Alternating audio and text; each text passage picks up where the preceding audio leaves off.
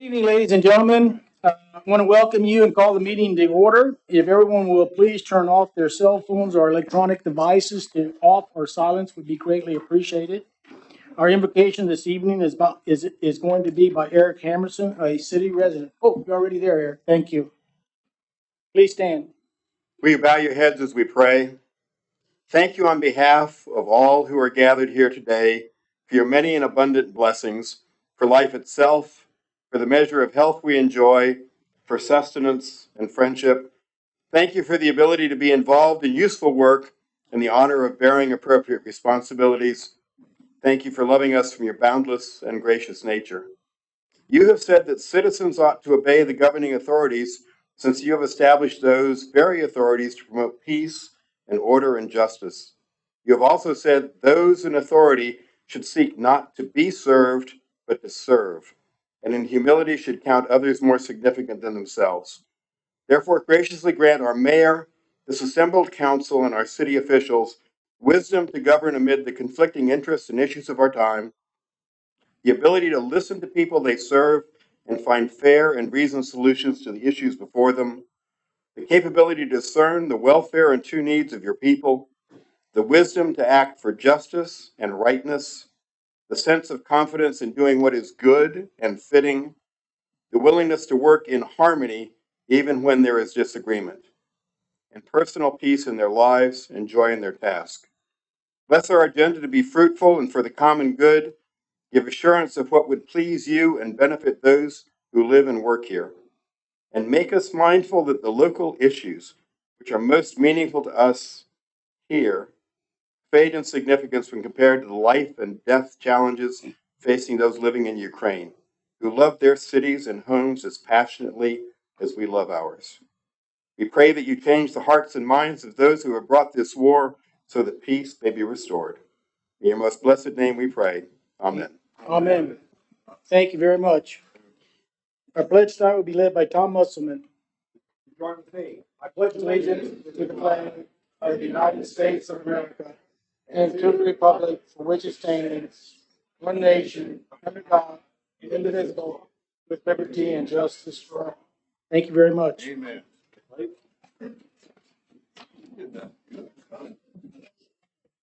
This evening, we're going to have a statement read by our city manager, Kent Myers. Kent?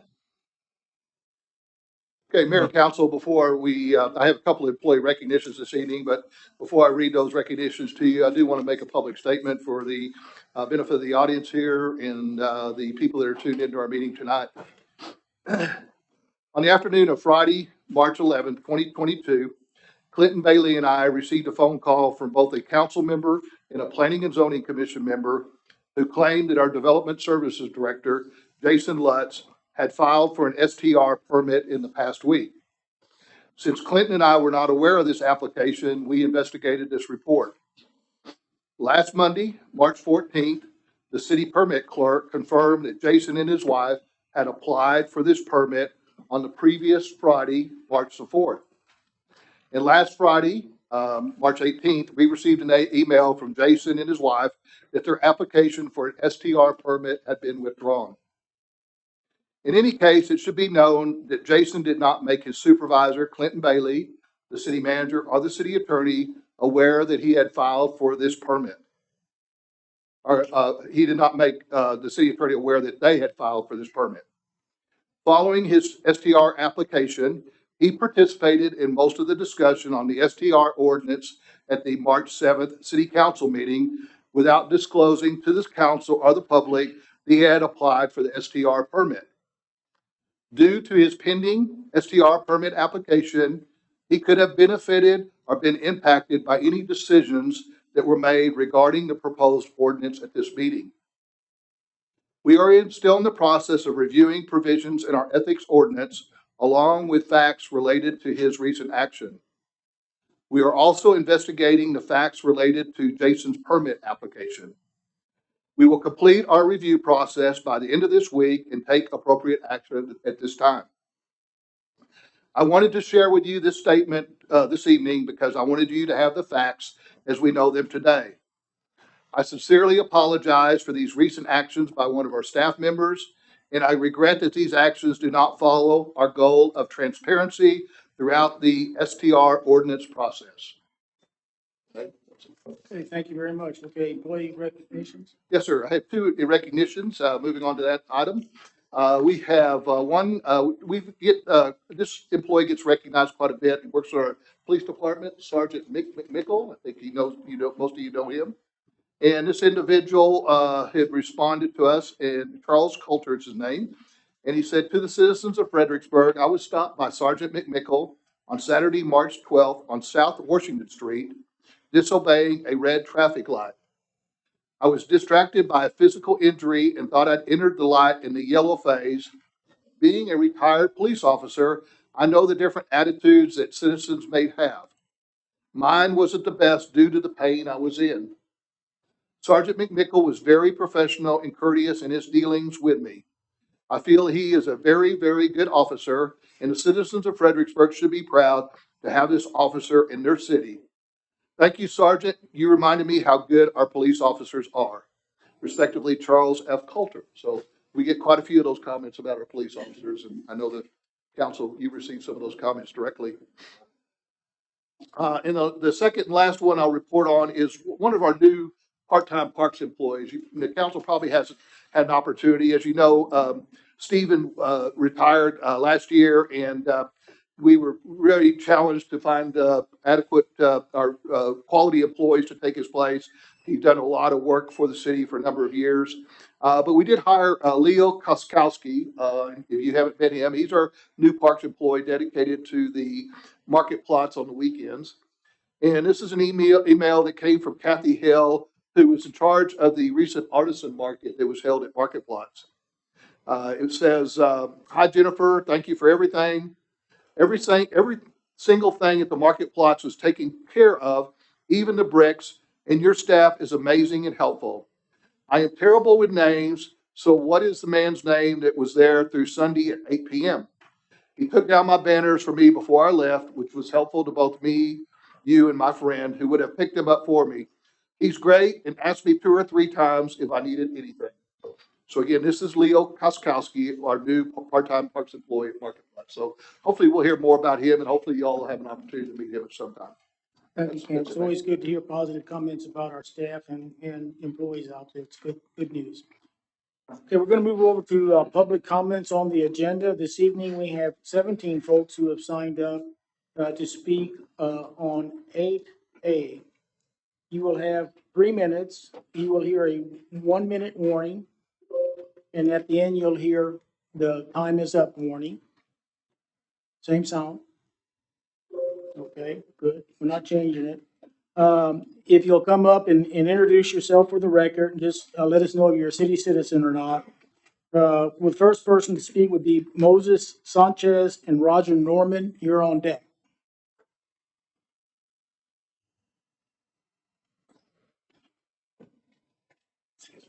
Good evening, Council. Thank you. My name is Moises Sanchez. I live in the city of Kerrville. I work for Cozy Homes. I'm the groundskeeper, maintenance. I'm a father, a husband, and I have 2 wonderful boys. This company has provided for us a place to work. And with that, I circle, I'm in your community every day because I take care of the properties. We are a sort of a team that we respect everyone and everything that is around us. If our vehicles are going to take somebody's parking, we won't park there. If it's too loud, we won't work when it's inconveniencing the neighbors that are adjacent to us. This is my second time coming up here. My first time was just when we first started. I'm already here like 6 months. I have seen how the community is. And to say this, that, we're very respectful and we're grateful to be here. And along with that is to work with everyone around here. We use your facilities, we use your gas stations, we use your stores, and quite naturally, the team that I work with, and especially my partner, if we're going down these neighborhoods, and sometimes I run into a lot of elderlies out there, and if they're raking their leaves or whatever they may need, We will give them that time. We don't charge them money. We don't want money. It's not about the money at times. It's because we are in this community. We are here.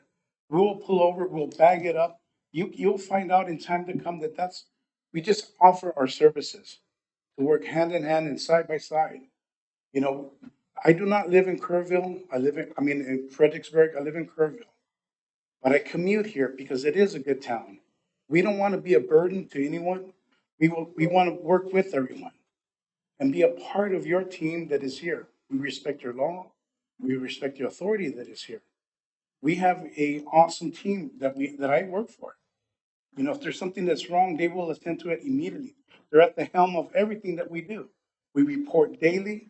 We have meetings twice a week on certain, we have meetings all the time, but on certain, like my staff meeting for my group is on Wednesdays, and then there's a one on Mondays. We turn in, we report, or if there's a failure, we break it down. So it doesn't, try not to occur again. We're gonna have hard people. We're gonna have people that they're not just good fruit, but we just gotta pull it out and bring some new fruit in. But we wanna be a part of you. And I thank you for that. And I am Moises Sanchez, and thank you. No, thank you. Appreciate it. Roger Norman,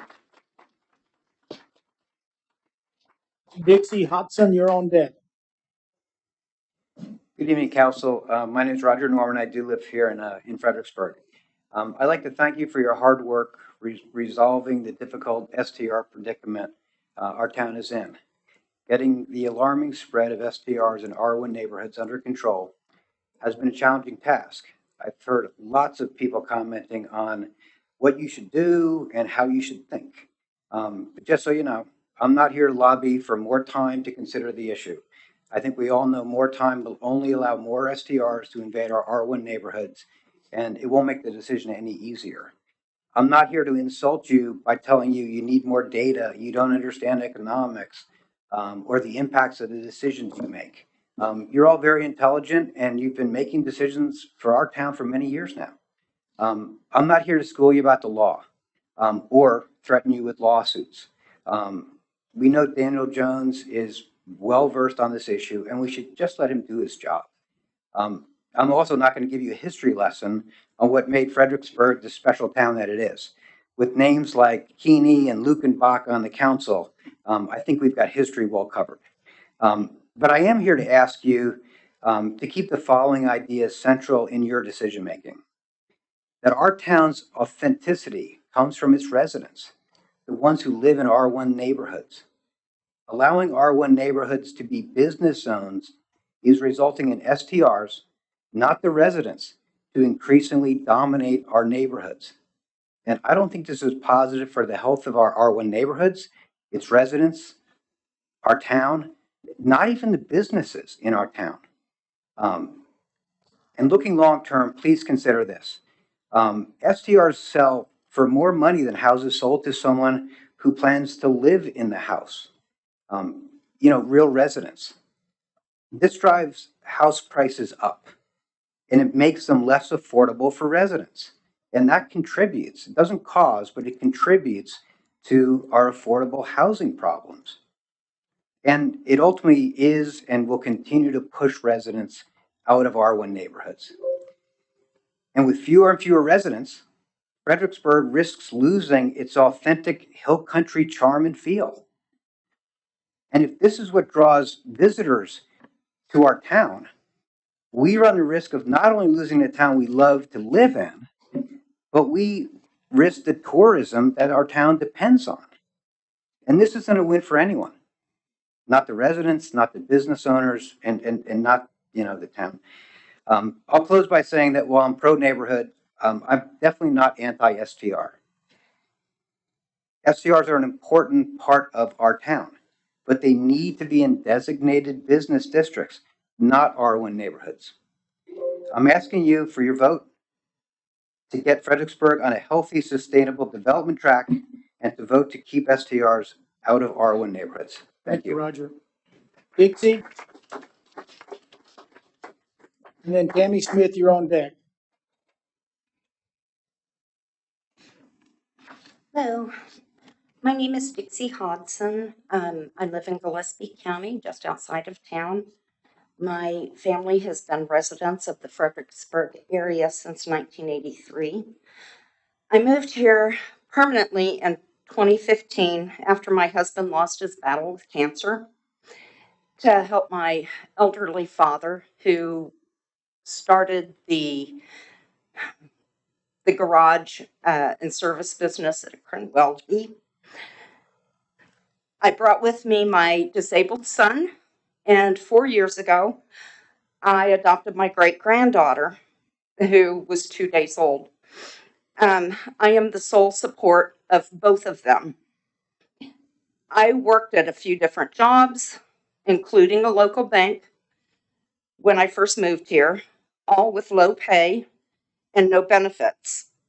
I was not able to make ends meet and depended greatly on the Needs Council and the food bank for my family to survive, literally. Without the food bank and the Needs Council, we would have been in very, very, very dire straits. 5 years ago, I got an amazing job with a B&B and vacation rental company here locally. Not only was I finally making enough money to survive, but my family is thriving. I have benefits for myself and my family. I no longer worry about paying rent. I have been able to purchase a reliable vehicle, not new, but it's a nice, reliable vehicle. I can buy groceries without having to rely on the food bank to feed myself and my family, and an occasional treat for my baby. And she loves cupcakes.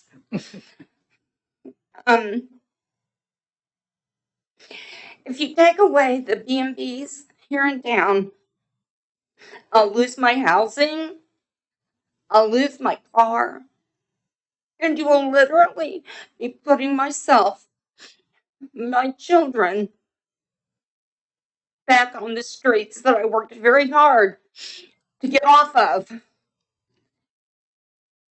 And this industry has given me the opportunity to be able to take care of myself, take care of my family, without relying on help from other sources.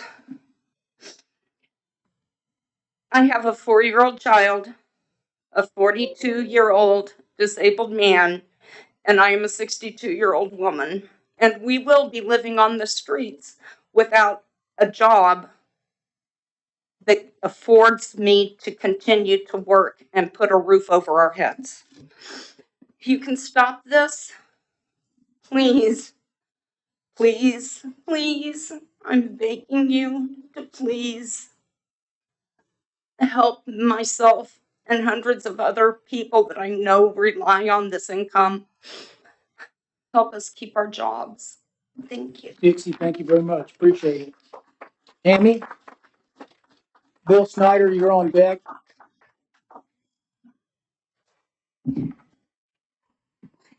Hi, my name's Tammy Smith. I'm a 26-year resident of Fredericksburg. The entire time I have lived here, I've always been told that the largest employers in Fredericksburg have always been the hospital and the school district. After doing some research, I found out from the hospital HR that the hospital employs just under 700 employees. And that from the FISD website, we employ 484 to the Fredericksburg Independent School District. In the economic study that was done by the Alliance, it was shown that STRs employ 2,099 people, almost double of what the two largest employers that I thought were combined. These STR employers are people working in our community, sometimes 2 jobs and taking care of their families. They're too busy to come to all these meetings. They are the people that voted for you, that are relying on you to make decisions tonight that will protect their future and the future of Fredericksburg. As the ordinance is written now, it will not necessarily affect those 2,099 people tomorrow, but with natural attrition, harsh penalties, and no permits being allowed, to replace those in 5 to 10 years, this vote today as written will eradicate the biggest employer in our town. Is this what you want your legacy to be as voters? Thank you. Thank you, Tammy. Bill Snyder, and then David Turpin, you're on deck. You're on deck. I'm sorry, on deck. Bill Snyder, I am a resident. I've heard that STRs are not the cause of high home prices in Fredericksburg. I agree with that in part. STRs are definitely responsible for inflating already high prices, though. I have talked to realtors, STR owners, and booking agents about my home at 507 West Center Street. In every case, each person told me to go through the process of acquiring an STR permit to preserve my home value.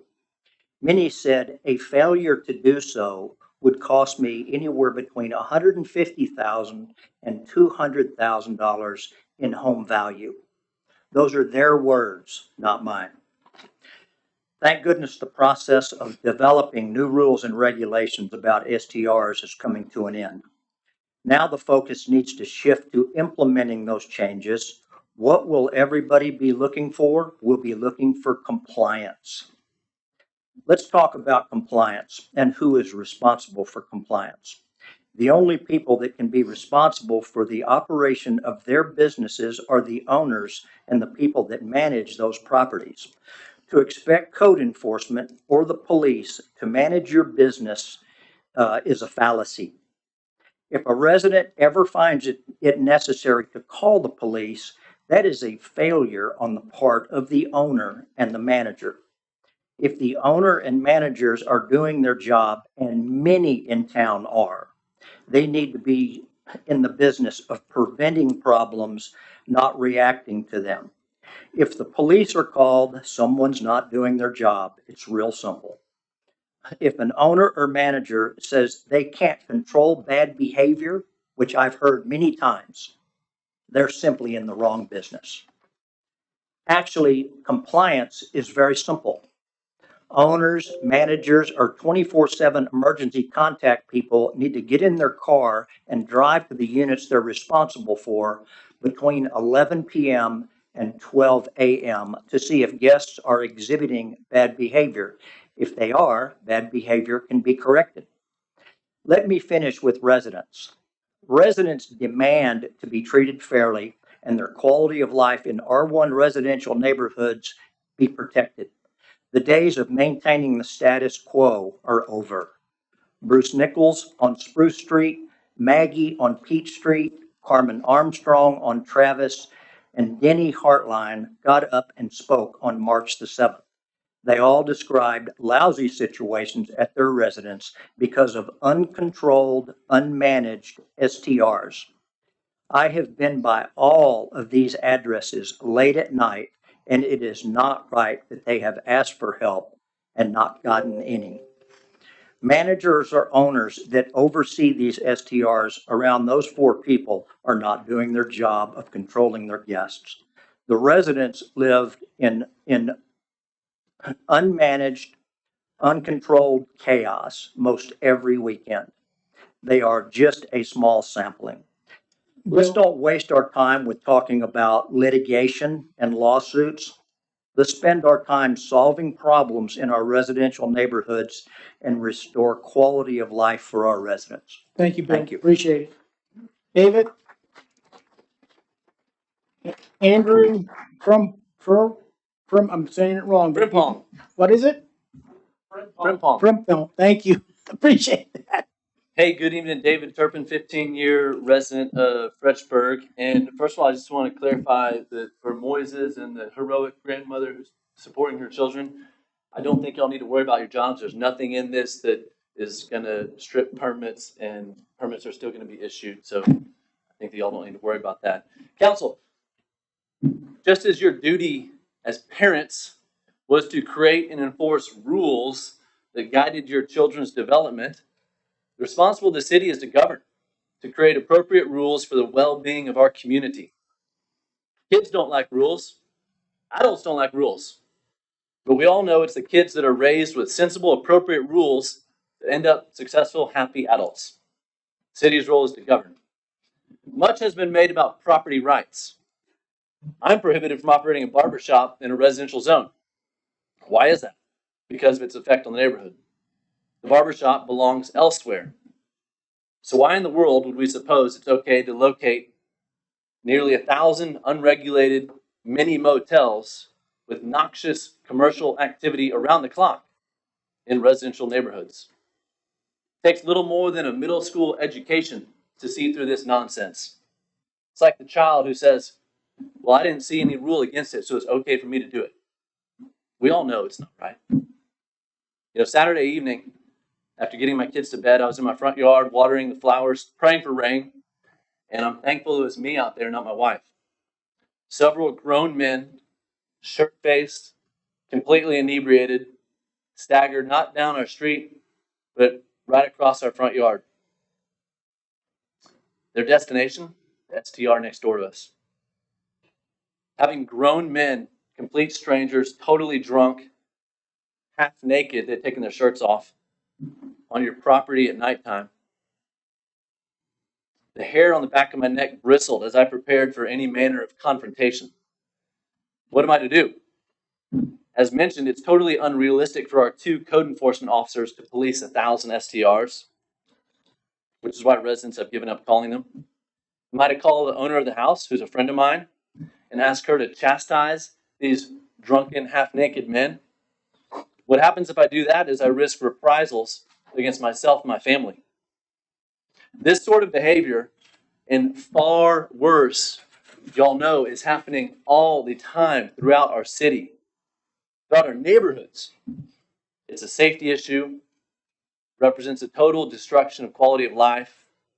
Honestly, it's a middle finger to the property rights of law-abiding residents seeking the peaceful enjoyment of their residentially zoned property. Thank you all for passing this ordinance. Thank you, David.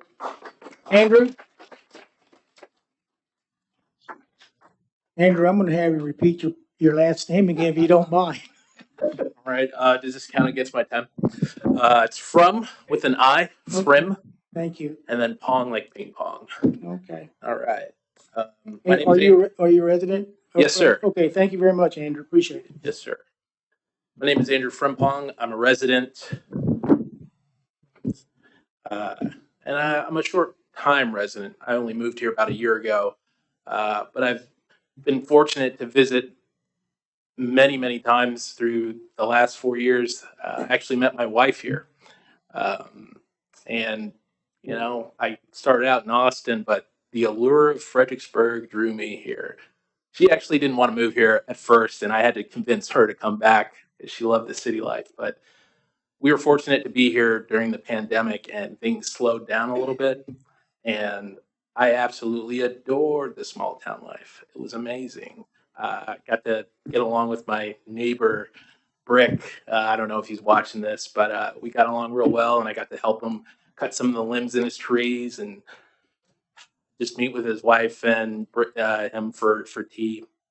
I say this that experience gave me the opportunity to just appreciate how much of a blessing it is to live next to and grow up with other families. And so that experience is something that I don't know is as easy to quantify with a dollar amount. There's no dollar amount to attach to what the experience is like growing up next to a family as opposed to an STR. And that I understand that that's what motivates the difficult decision that you guys have. I only ask that you consider that the current and possible future residents, like my son, who was born just last December, that they probably would appreciate being able to grow up next to families and have the experiences that I was able to enjoy last, I guess, 3 summers ago now. Time flies. Thank you guys so much for your time and your efforts on this, and God bless you all. Thank you, Andrew. Michael Mahoney, you're up, and David Pedragon, you're on deck. David, here he comes. Michael, I'm sorry. Excuse me. Thank you.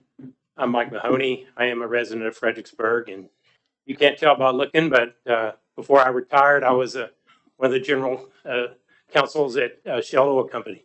I retired and surrendered my law license, but I haven't forgotten how to read cases, interpret the law, and understand what we're facing here.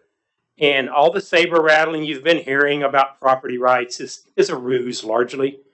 Uh, the people here chose to live in a town that, God help us, is zoned. I've lived in towns that aren't, and I'm so thrilled to be here. But when you live in a zoned property in a town, you give up certain rights for the common good. And there seems to be a belief that the right to continue, that you use a property as an STR or some other expectation, goes on forever. And the courts, the Texas Supreme Court, largely back in '81, the case that set all this aside and foundationally established the fact that if done properly, cities that are not arbitrary and rely on I'd like to read the words, the public health, safety, morals, and general welfare of the public in making their decisions, and they don't show any clear abuse of discretion, the ordinance must stand as an exercise and a proper exercise of that city's power. And an extraordinary burden rests on the party attacking the ordinance. Don't listen to all this saber rattling you've been hearing. You know where the guidelines are. You're doing it properly. You've got ample support in the record at our hearings out at Lady Bird. All the stuff on the record here that's been repeated and recorded at multiple city council meetings.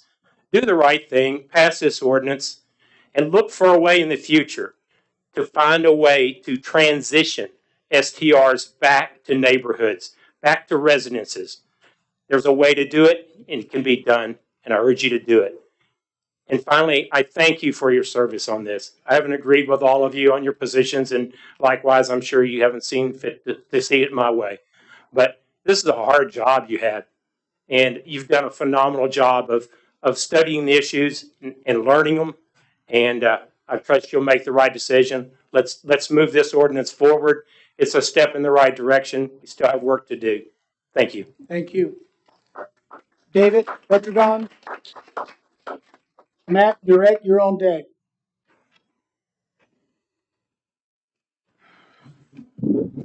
Good evening. My name is David Pedragon, and my residence is at 615 West Peach Street here in Fredericksburg. I've been a lifelong resident.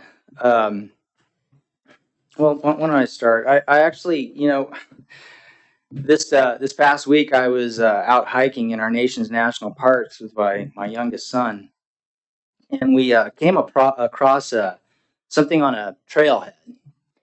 And it was a paragraph that apparently LBJ said in a speech when signing the Act for the Wilderness Act into law in 1964. And he said, "If future generations are to remember us with gratitude rather than contempt, we must leave them more than the miracles of technology. We must leave them a glimpse of the world as it was in the beginning, not just after we got through with it."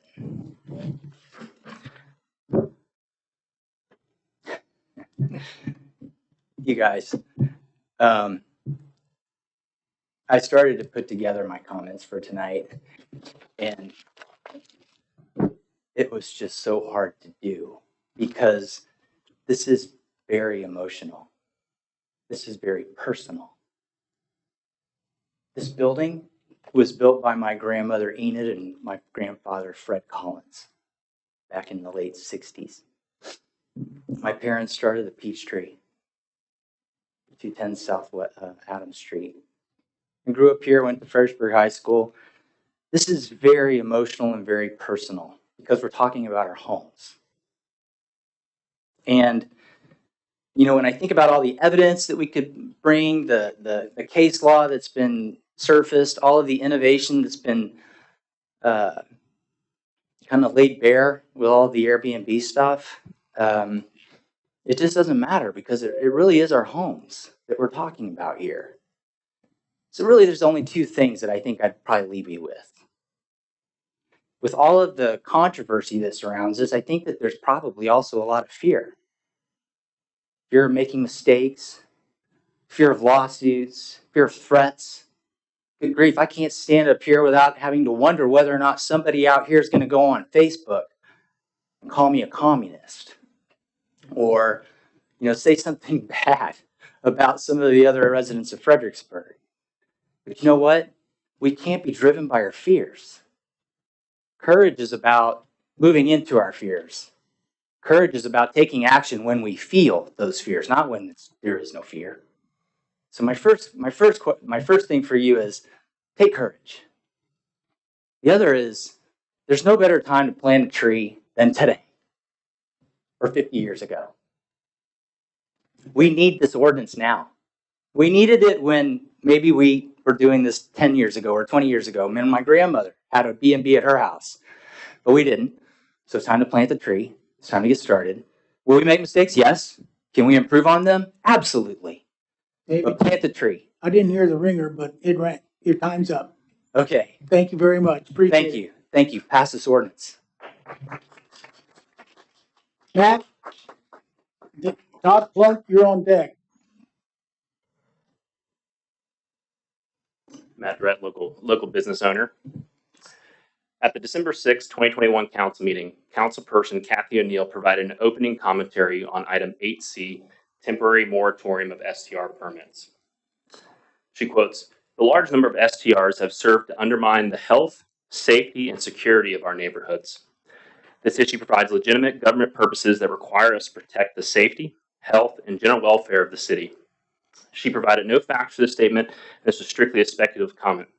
Furthermore, the local city government has publicly stated multiple times during these council meetings that they have failed to enforce this ordinance time and time again, and they can fail if you vote this ordinance in again. It will not be enforceable. Here are the facts from the city data July-September 2021. 0 STRs violating parking. 0 STRs violating sign ordinances.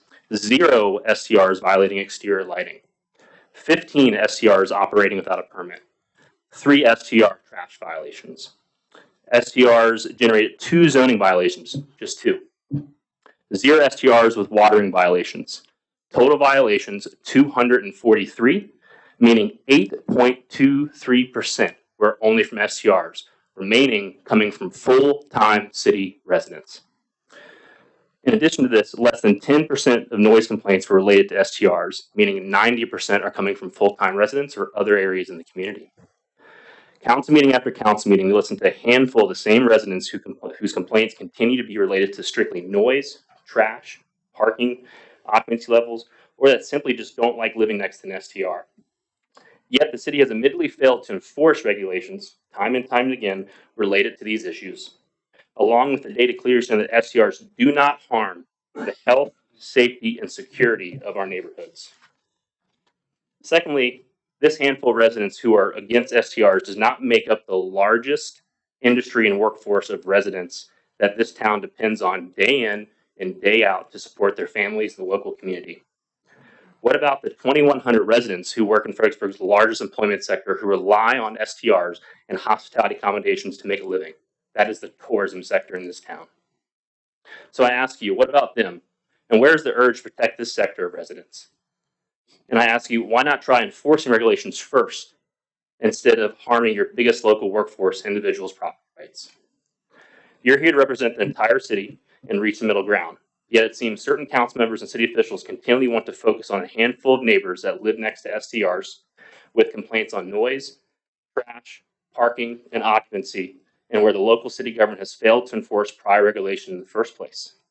You refuse to focus on the larger and broader resident community and the largest employment sector that Fredericksburg has to offer, and this is a mistake. City council members and mayor, I urge you to rethink your actions and personal opinions related to STRs and encourage you to act on current property rights laws pertaining to STRs in Texas. Furthermore, to use the facts and economic data provided to redraft an order that is fair and balanced and meets the needs of all the parties involved before you make a wrong decision that forces our personal residential properties to become commercial entities, even though they are zoned residential and are protected by personal property rights. Thank you, Todd. Thank you very much.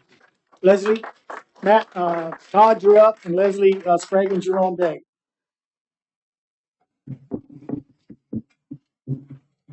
Good evening, City Council, city officials. My name is Todd Plunk. I live in the city. I live on Burbank in R1. I own and operate a B&B on my property. I'm not going to come speak with hyperbolic language, only ask that you slow down, make small incremental changes, and assess the impact. I wanted to call out one specific section of the code, 5.401, where a single violation could result in a suspension or a revocation of the permit. As we heard, 4 or 5 comments ago, that could potentially be a multi-$1,000 penalty if the true value of a home is $150,000 to $200,000 difference. Are you really going to unfairly punish STRs by a $200,000 penalty because of one infraction? Are we also going to enforce those same penalties on homeowners whose dogs, sheep, chicken, goats also break those noise ordinances? Are we also going to punish long-term residents who leave their outdoor lights on overnight and break the city lights violation? I strongly oppose these changes and would ask that you stop the process, slow down, allow for more time to get this right. Since I have a little bit more time, I'd like to just read a review from a guest that came into our city in January of 2022.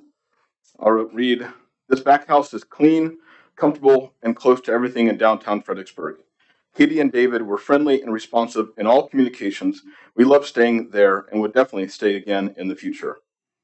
That's not my B&B, but the owner of this B&B is in the room tonight. So I would ask for David, are you willing to give up your permit? You're strongly opposed to these regulations and ordinances. So just want to, ask. No one I've talked to. David, this isn't going to start a conversation here. I know.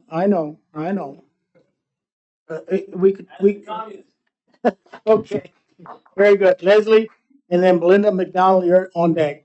Thank you. My name is Leslie Spraggins, and I'm a resident of Fredericksburg. I wanted to talk to you tonight about version 6 of the proposed ordinance and one major problem I see with the ordinance for STR owners, reservation services, and the city going forward. The way the language is written, upon violation of one of the ordinances of 5.401, an STR may lose their permit by having it revoked or suspended by the city manager. This language is a departure from what has been talked about for months. In the earlier versions, the penalty was 6 violations and a permit could be revoked.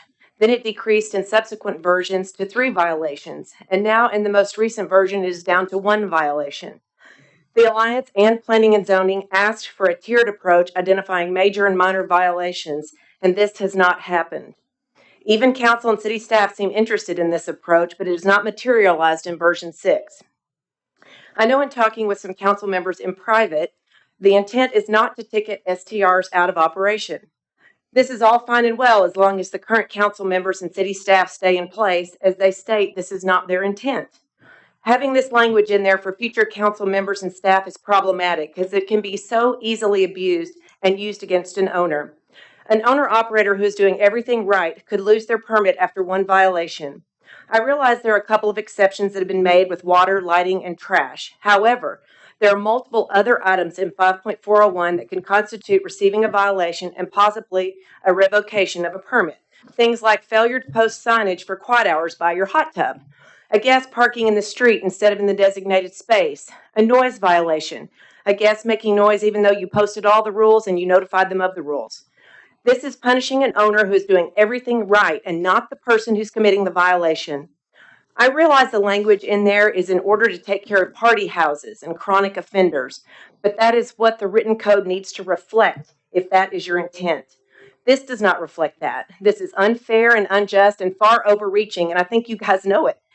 Treating STRs different than their neighboring properties raises equal protection questions that will ultimately play out in court. If your intent really is to regulate the problem houses, then write it as such. So what's to be done? The solution is simple. Vote no to version 6 of the ordinance. Go back and tweak the 2018 ordinance addressing parking and trash, as noise has already been addressed.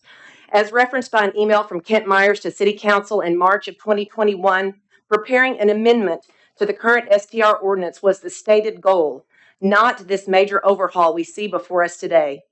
Until you enforce the rules you have, there is no reason to vote in a bad public policy that's going to end in litigation, cost taxpayers dearly, and end in the ordinance getting reversed.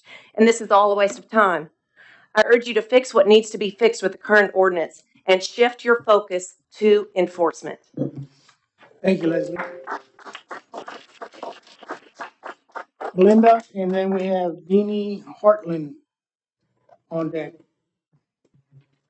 Belinda McDonald. I'm a resident of Fredericksburg. I live in the historic district. I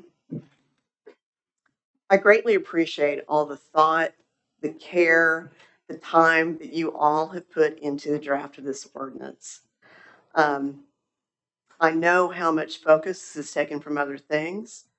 I would love to be able to stand here tonight and tell you that I think that we have found a solution, but unfortunately I can't do that. A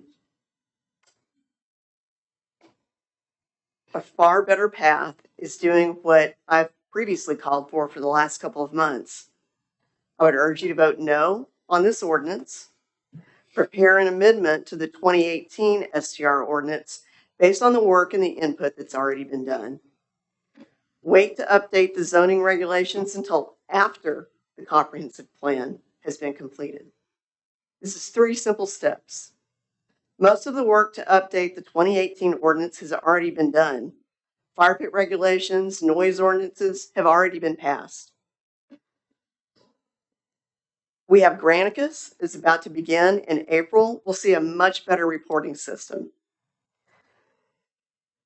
The 7-page 2018 ordinance could be easily and expeditiously updated. As said in the public meetings in May of 2021 by all parties, the 2018 ordinance was not the problem. The lack of enforcement was the problem. This ordinance, as written, has too many holes in it. It's got legal loopholes. It still has enforcement as the problem.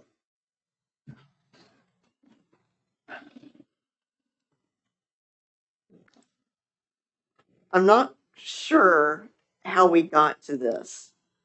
In February of 21, after the council workshop, the indication was that there would be a review, there would be an amendment to the 2018 ordinance, and then after the ordinance had passed, and then after the comprehensive plan had been reviewed, then they would change the ordinance.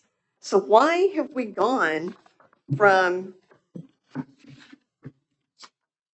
a 7-page, clear, concise, evenly applied document to 100 pages that an attorney can drive a truck through? Please think about this before you vote on this tonight. Voting yes is not the answer. It's going to open up a bigger can of worms. We all want to see better enforcement for the betterment of our community. Let's work together on 2018. Thank you. Deanie and Randy Grimley, Riley, you're on deck.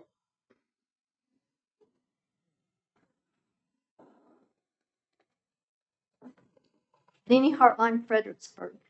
The city has allowed STRs, many illegally, to fester in R1 zoning for years. The city and the STR Alliance collaborated to write this ordinance. The only thing this ordinance does is ensure STRs are in R1 zoning for years to come, and the city can collect the hotel occupancy tax. It does keep unoccupied STRs from multiplying like rabbits in R1 zoning, but they will be allowed to grow. The city is allowing homeowners in R1 neighborhoods to build auxiliary STR structures on their property, believing this will solve all the problems associated with STRs. The city is requiring the property owner to have a homestead exemption to prove it is their primary residence and they will be living there. But a homestead exemption only requires a person to live on the property 6 months out of a year, and it does not have to be consecutive days. I did not find anywhere in the ordinance where the property owner with a STR structure is required to stay on the property when the STR is occupied with tourists. If they are not required to be there, how is this different than an unoccupied STR? There's no way the city can ensure that the property owner is on site unless they constantly visit the property. The type of structures being built on owner properties are alley huts. These STRs are 3 feet from the alley, facing into neighbors' backyards. They are completely fenced off from the property owner's residence, but open to look into neighbors' yards. They should be completely blocked off. This is a safety issue and invasion of privacy for the neighbors. The section in the ordinance about fencing is not at all clear whether they are required or not, and the wording is garbled. Unoccupied STRs, regardless of their location, should be required to have barriers along all property lines, blocking the STR's view of any neighboring yards. Occupied STR structures, regardless of their location, should be in the confines of the owner's property, not on the edge, and the owner's property should be required to have barriers along all property lines, blocking the STR's view of any neighboring yards. Vegetation should not be an acceptable barrier, only wood or masonry. Alley huts should not be allowed. Alleys are not a gathering place for people or a place for them to stay. Keep in mind that these R1 STR structures are 10 feet away from abutting property lines and can be as large as the primary residence and house up to 12 people, increasing the housing density and population, thus putting a strain on our already inadequate infrastructure. Thank you for your time and work. Thank you very much. Randy? And then Milton Buckley, you're on deck. Good evening, mayors, city council, city staff. I have to sincerely thank each of you up here after 10 and a half, 11 months. Feels like only a couple of weeks, but pretty much everybody's been available anytime I've wanted. Your accessibility and availability. Jerry, I think you still owe me a text back, but that's okay. But I sincerely appreciate it. You all have been amazing and available. And through this journey, I've been approached a couple times very recently, actually, just last week, and somebody said, Randy, I heard you don't really have STRs. You're just doing this because you're bored and you need something to do. Most of you know that I do have a brand new grandbaby and actually a great grandbaby. So I have lots to do. And I know, Kathy, I'm only 59. I get it. But yeah, I have a lot better things to do. But this is something passionate. I'm very passionate about what I believe is right. And that's why I'm up here discussing it. I will empathize with David, and I won't start a conversation here about the communist comment. I had Vladimir Putin thrown at me 2 weeks ago, so we're in the same boathouse, David. We can talk about that later. I've also heard a comment or a conversation that is the STR Alliance, Leadership Alliance divided, and I can absolutely look each of you in the eye and unequivocally tell you absolutely no, we are not. We are completely aligned on the passion that we feel for this subject, what is right, what we believe is wrong, and that's not going to waver. We have different personalities. We're going to approach things differently. We're going to speak differently, use different languages based on skill sets. We are not divided. I share the passion that all city residents should have the same property rights, whether you own an STR, want to own an STR, or quite frankly, in the case of David, don't want to see half-naked men walk across your front yards. That shouldn't happen. If we're enforcing the codes properly and alcohol is a part of this equation that is ignored, I believe we would have better results. That's my opinion. We're united in the fact that version 6, I believe, will create challenges for the city, and I'm not going to go further than that. I'll simply leave that there. The number of key objections remain at this point. I believe there's been a lot of good work done. I think more can be done to make it a little bit better. It's important to note, when I did a little research on this, I actually went back, and you guys know I love data to a fault, and I actually went back and looked from September 28th to January 6th. The city received 94 brand new STR permits for properties that had not previously been permitted. So think about that. In Q4, on a daily basis, if you just want to average it, one brand new, or not previously issued STR permit for property coming in, one per day. I believe that happened because of the fear, we've heard fear tonight, and rhetoric that increased from the summer of 2021 up into including the December STR workshop where a moratorium was called for. This created a lot of fear for people, and a lot of people went out and got STRs to try to protect their rights. And I completely understand it. And City Manager, I appreciate your statements tonight. I will have to say, I don't blame Jason as a resident. I say that. I understand that concern. I've had a lot of people approach me and ask me for my help. One last thing, Mayor. City Council is understandably tired of this agenda item. I don't blame you. But I would ask and encourage just a little bit more work to take the issues out of here that are going to be objectionable. I think it's the right thing to do. And I will state it as no surprise, the STR Alliance is united, and we do not support version 6 as written. Thank you. Thank you. Milton? And then we, oh, okay, thank you. I mean, not thank you for passing, but thank you for letting us know. Thank you. Okay, Emily, you'd be our last speaker then.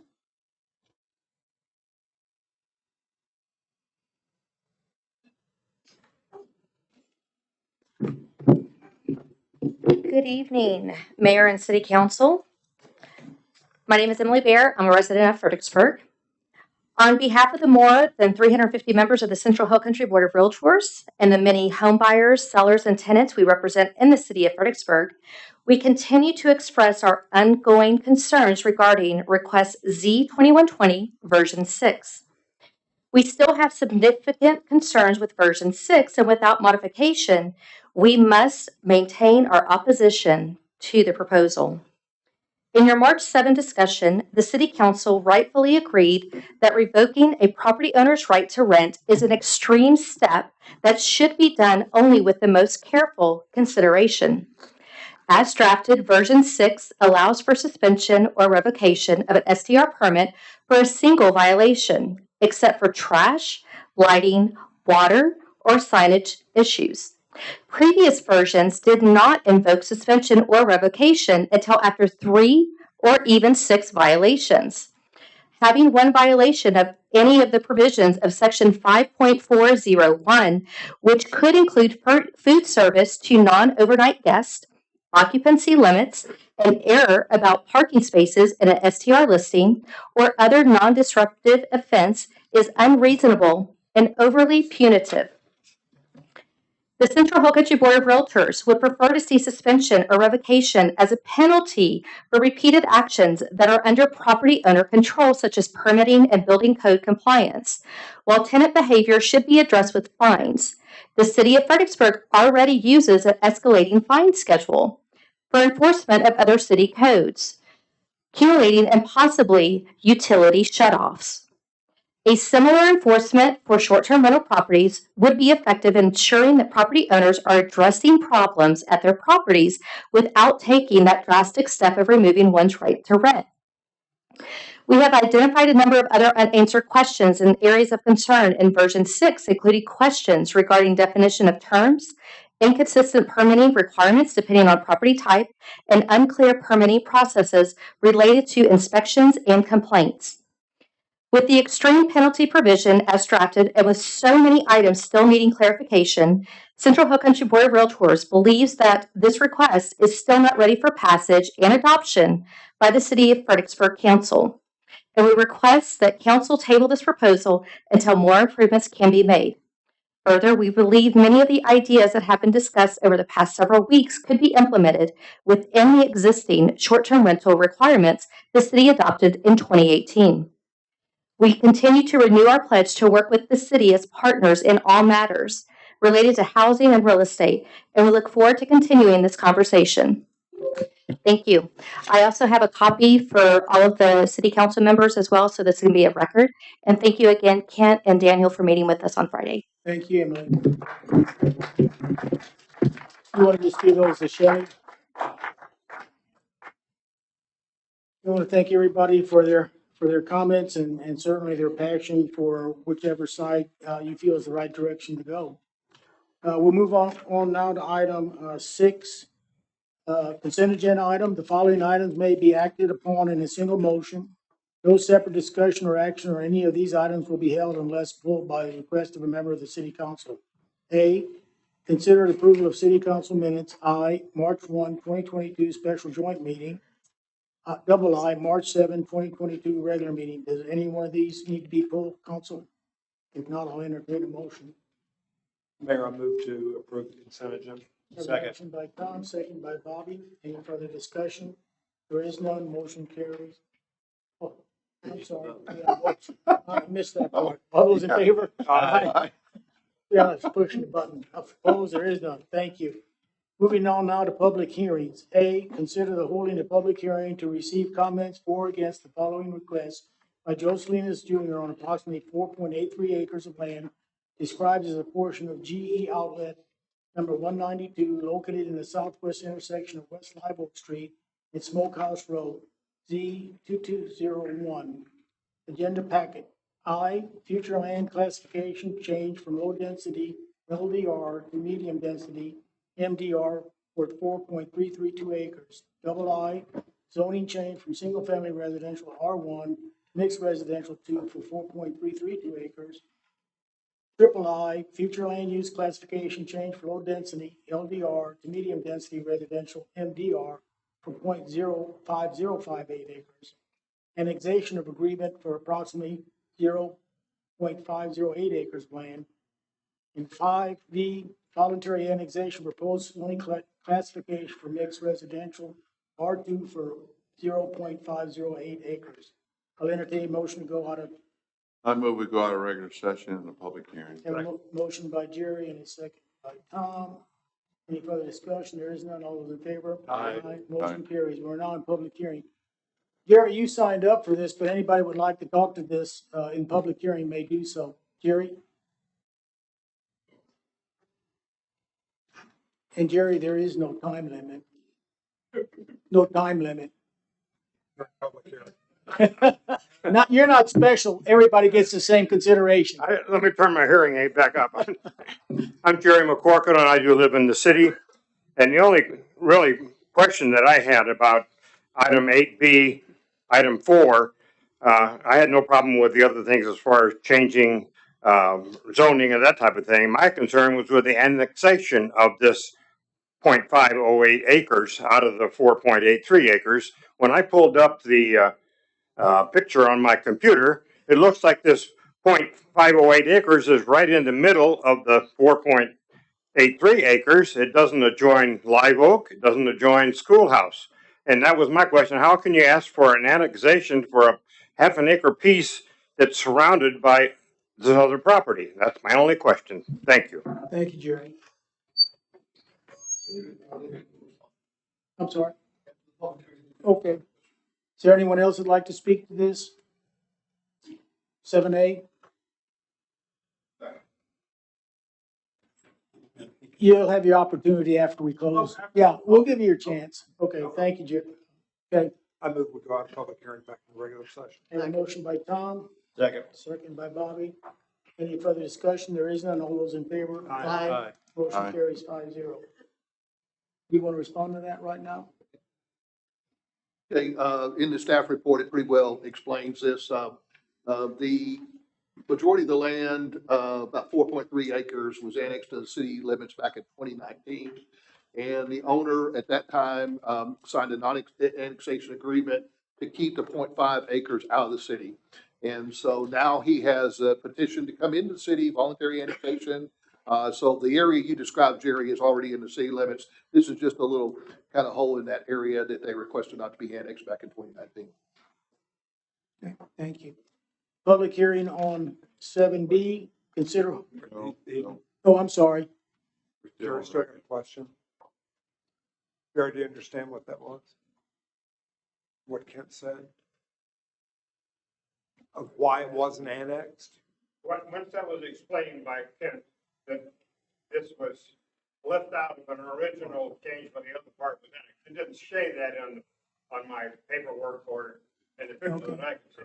So that was my only question. How can you annex something that's not touching anything in the city, along West Live Oak or Schoolhouse? Okay. Or Smokehouse? Thank you. Thanks. Thank you. Okay, we'll move on to 7B. Consider holding a public hearing to receive comments for or against a conditional use permit for the land use for property located at 419 West Main Street to allow single-family residential detached Z 2205. I'll entertain a motion to go out of regular to public.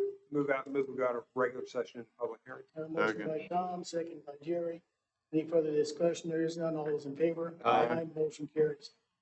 So would anybody like to talk to 7B, public hearing? Taken by your silence, there is none, so I'll entertain a motion to go I out of move public. that we go out of public hearing back into regular session. Have a motion by Tom, second by Jerry. Any further discussion? There is none. Motion. All those in favor? Aye. Aye. Opposed? There is none. Motion carries. Moving on to 8A. Consider the approval of ordinance 2022-13 amends to the city zoning code regarding short-term rentals, development standards, parking requirements, land use charts, definitions, impervious cover, and other regulations. This is the second reading. Daniel? Thank you, Mayor. I figured, I thought that to discuss this, we'd go through kind of the way that's highlighted on Jason's memo that starts on page 51 of your packet. There were a handful of sections that were essentially approved as to form at the previous meeting. We'll go over those briefly. I've got a few real minor changes that have been made to those. I want to make sure council's okay with that. And then secondly, we'll go into the remaining sections that still needed more discussion and modification from the last meeting. So the first, so in your packet, we prepared version 6 of the ordinance, which was posted, I believe, about 10 days ago. And then we had to put together the packet, for the agenda, put it into an ordinance format. And so there's a few very minor non-substantive changes for the most part that are included in the ordinance in the packet that I want to highlight to make sure council's aware of those. So the first one of those is on page 64 of your agenda packet in the definition section, and it's the definition of duplex residential, the top of page 64 of your agenda packet. Can you have Eric put it up, what we're looking at on the, you want to do that, Eric? Yeah. The people out here can see what's going on. Yeah, but up there on the other screen, the other, they can see us. Only one. Sometimes too much. Yeah, okay. Thank you, Eric. That's it right there. So the first, my recommendation is to remove that addition that says these facilities are prohibited from receiving STR permits. I talked with Hannah about this. I'm not really sure why that was included in this part of the definition section. And unless there's a development concern to keep that in there, my recommendation would be to remove that from the definition. I mean, we deal with what properties are allowed, to be an STR use in the zoning by district and not necessarily in the definition. So I just felt it's not really appropriate place for that. I don't know if Anna has any comments on that or if she has any objections to that proposal. That's my first recommendation. Okay. You want to discuss as we go, or just? I think that that's the only really kind of specific change I've got. In the definitions, there were some other places where I tried to standardize language. Like, for example, there's multiple definitions for STR types.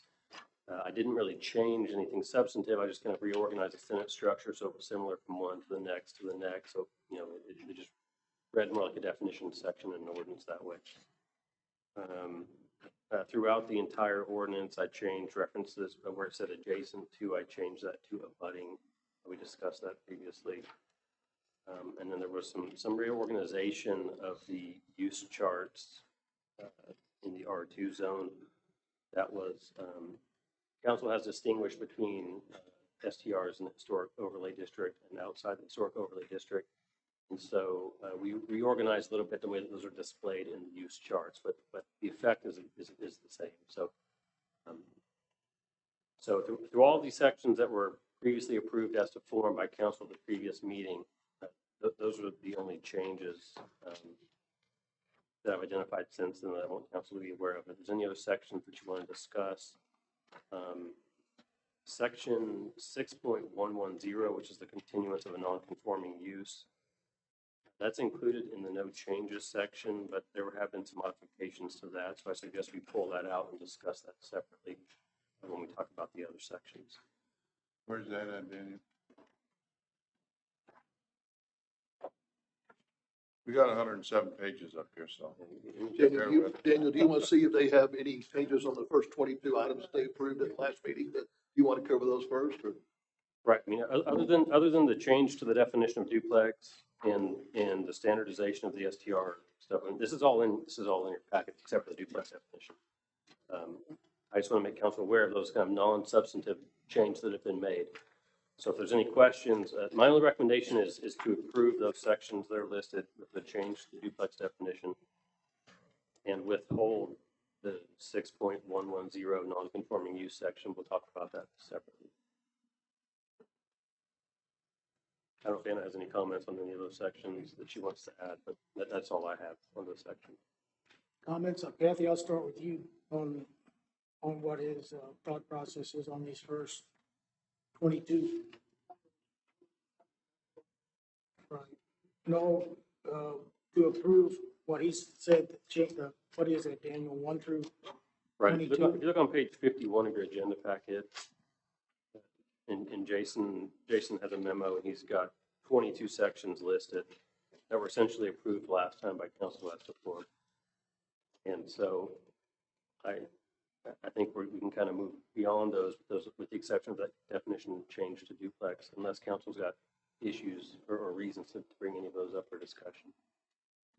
I have something I think we need to fix in R1 3.100. Okay, we'll talk about that in a moment. That's what we pulled out. But other than that, I'm fine with everything, 1 through 22, with the changes that you've made. Do we need to vote on your change? No, I don't think so. We'll try to get it all in one motion if we can. Assuming council wants to take action, we'll try to put it together in one motion at the end. So council, we're good 1 through 22 with what Daniel had recommended on his minor changes. Okay. I'm fine. We've already went through that. Yeah. Okay. Moving on, Daniel. Okay, let's move to section 3.100. Let me find the page number for that. From agenda packet, page 79.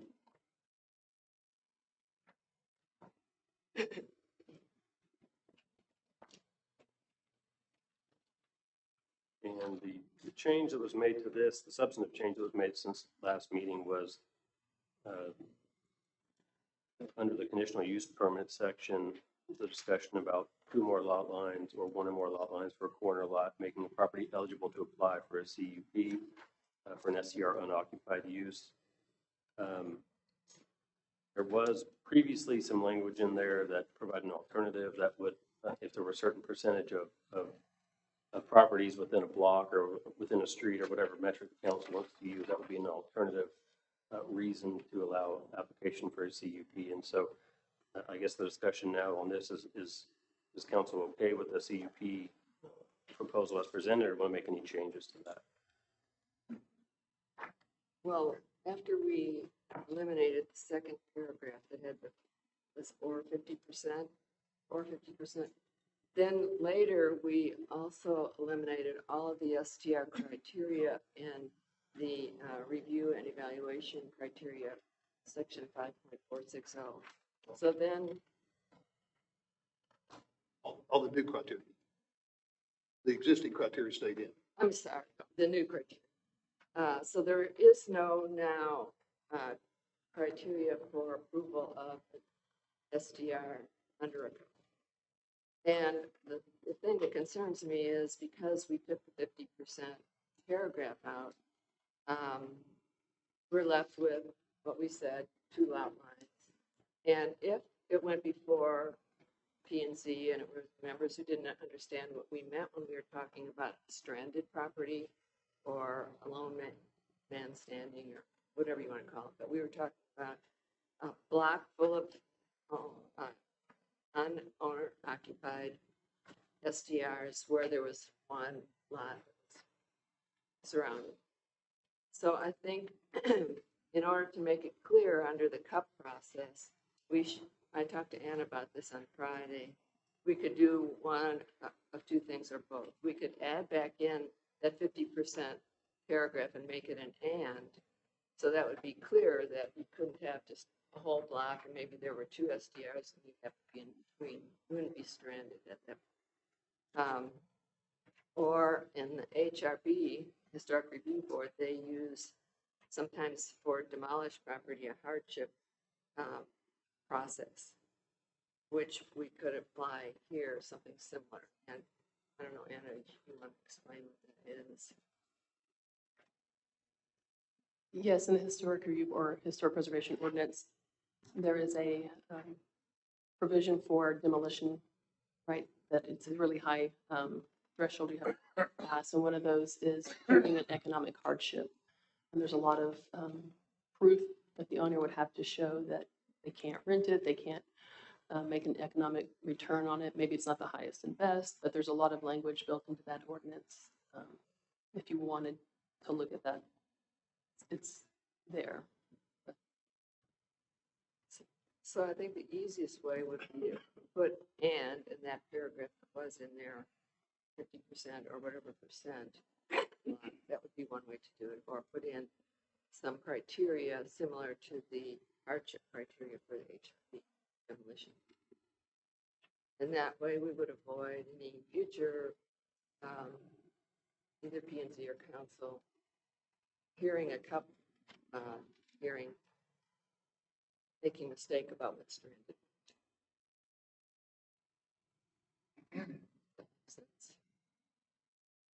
Tommy, I'll let you go next. Okay, I am not in favor of the and I am in favor of reinserting the 50%, making it or 50%.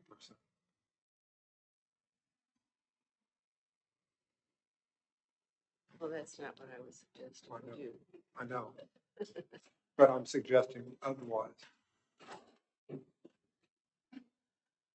Bobby, got a comment? Trying to figure it out. The examples that were shown to us, and I said this in the last meeting, that the examples that were shown to us showed houses that were surrounded on all sides or probably with 50% in the block were the ones that we were calling stranded. Just because you have a B and STR on two sides and the rest of the neighborhood was residential, I don't know that I would consider that as a stranded STR.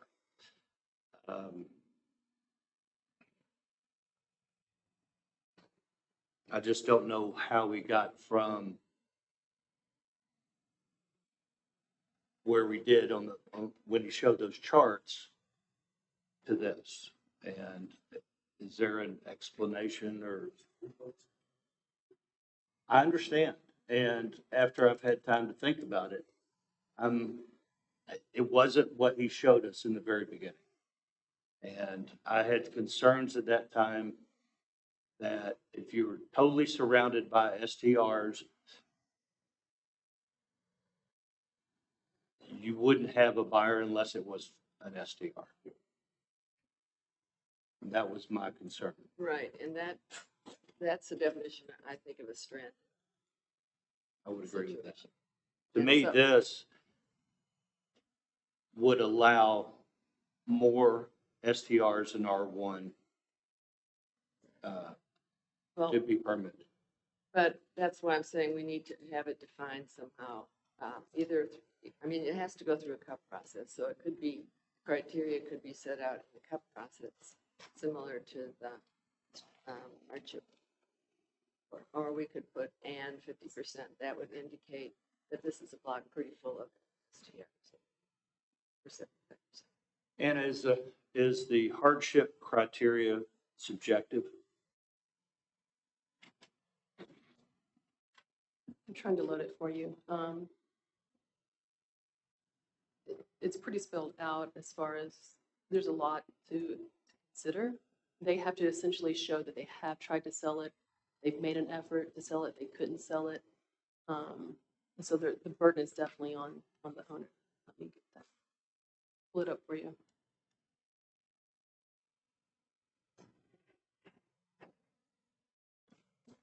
Jerry?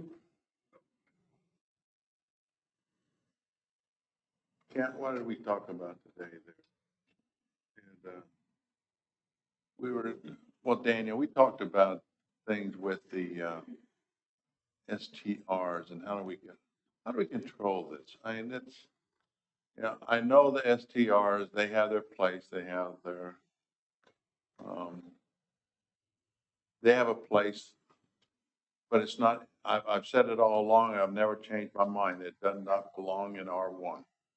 You can put a B and B with a owner occupied, and that's what I've said all along, and I like that concept. Gary, what the council's trying to do is balance what you're saying with a situation where somebody is completely surrounded by STRs and they're unable, they want to sell their house and they cannot sell their house other than to somebody that wants to turn it into an STR. So they're trying to balance what your concern is with unique situations like that. My turn. You know, if I recall correctly, there was a lot of discussion from 50% to 0. And I think another councilman, let's go 75%. So 75% definitely indicates that the neighborhood is definitely been swallowed up by STR. So I'm in agreement with some sort of percentage, but I don't like the other part, Kathy, that you had recommended. So I would reinsert percentage. I would prefer 75%. Instead of 50%, because there's no question then that neighborhood is definitely transitioned to a short-term rental neighborhood. Now, would you do that as it says? It doesn't say this, and we took that out. Well, no, I'm just saying 75%, is that on both sides of the street? On one side of the street, is that your side of the street and the street behind you? How do you identify or how do you define 75% of your block? How do you define 50%? Good question. That's a good question. I believe that's why it was taken out. Any comment, Daniel or Anna, on that one? Or anybody else on staff?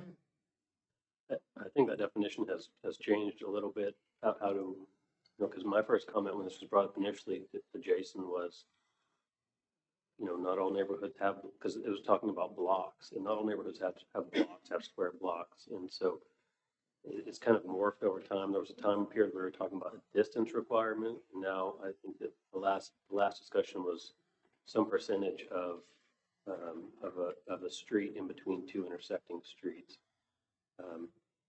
As council's, it's your discretion if you would want to tailor that to one side of the street or both sides of the street between two intersecting streets. That's council's discretion. That's really a development or planning question. I can answer that for you. But there needs to be some specificity on it, obviously. And I think the other question is which is initially raised by Kathy, is it the one criteria or the other, or is it both? You have to have this and this to qualify.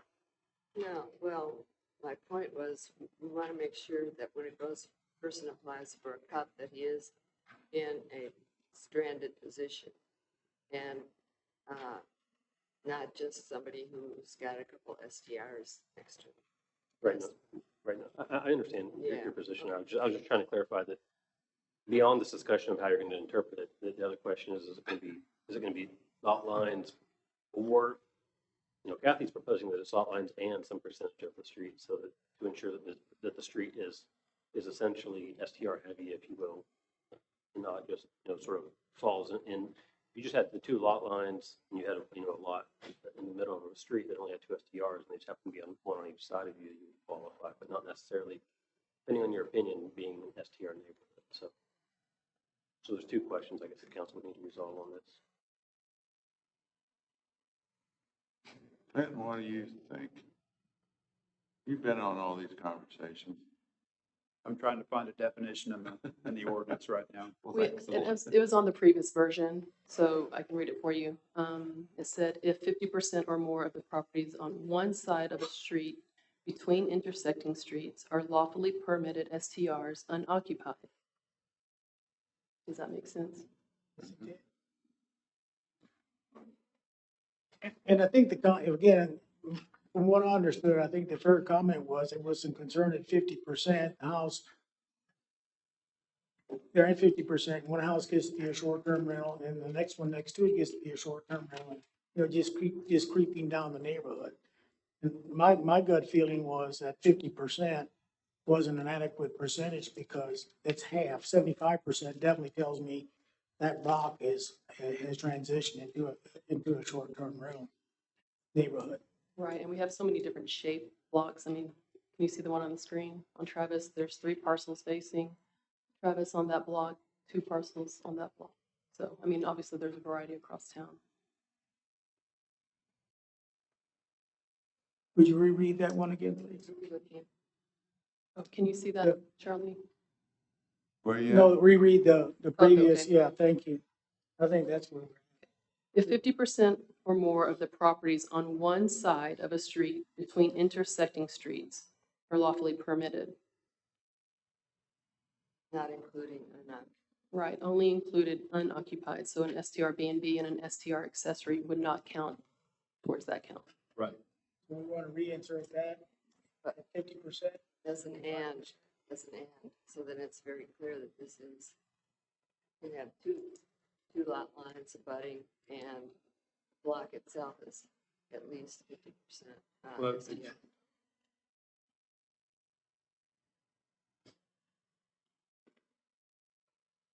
Let's find a percentage, 50 or 75.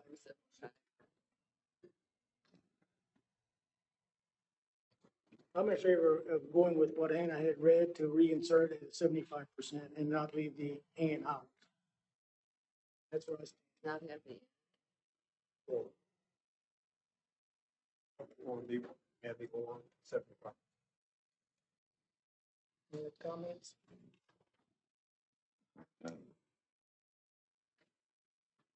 that makes more sense.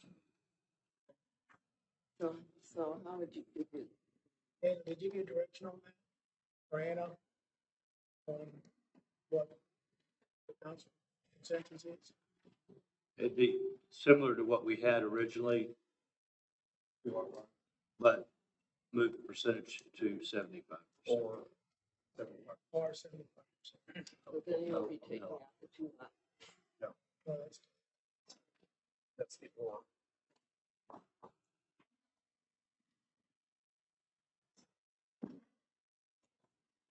Are we there? We come back to this, because I don't know how we figure out whether that's going to work, because 50% wouldn't have worked as an or, because it would have led to more and more people. Becky, I appreciate you coming, but I'm getting the feel the consensus of the council is to move forward with. Are you cutting me off? In sort of a sense, yes, because I think council has made the direction. But if you want to continue your fight, please do.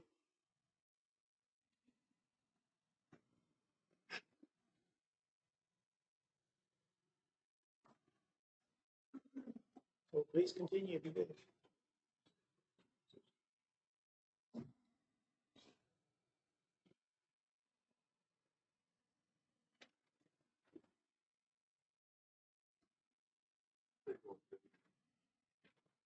Oh, yeah, then you can get more. No, you get less on your STRs with 50% compared to 70, right? No. You get more with 50%? Oh, yeah. Yes, Get you more. get a lot more. Oh, okay, then 75%, there would only be 2 out of, say, if you have 8 on a block. 75% need to be short term. 70, 75%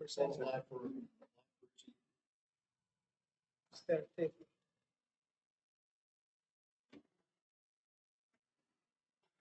which is the lesser?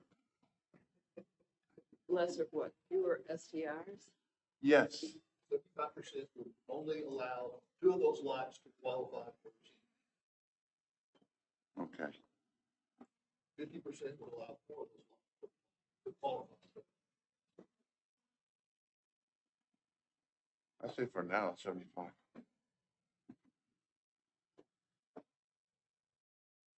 Any further comments? Please. Well, I'm not gonna stymie you if you want to continue, even though there seems to be a consensus of support otherwise. I go with an and 50 or and 75. Or, I sure want to go to 80, go to 80%. We get consensus on 75 there? I believe so.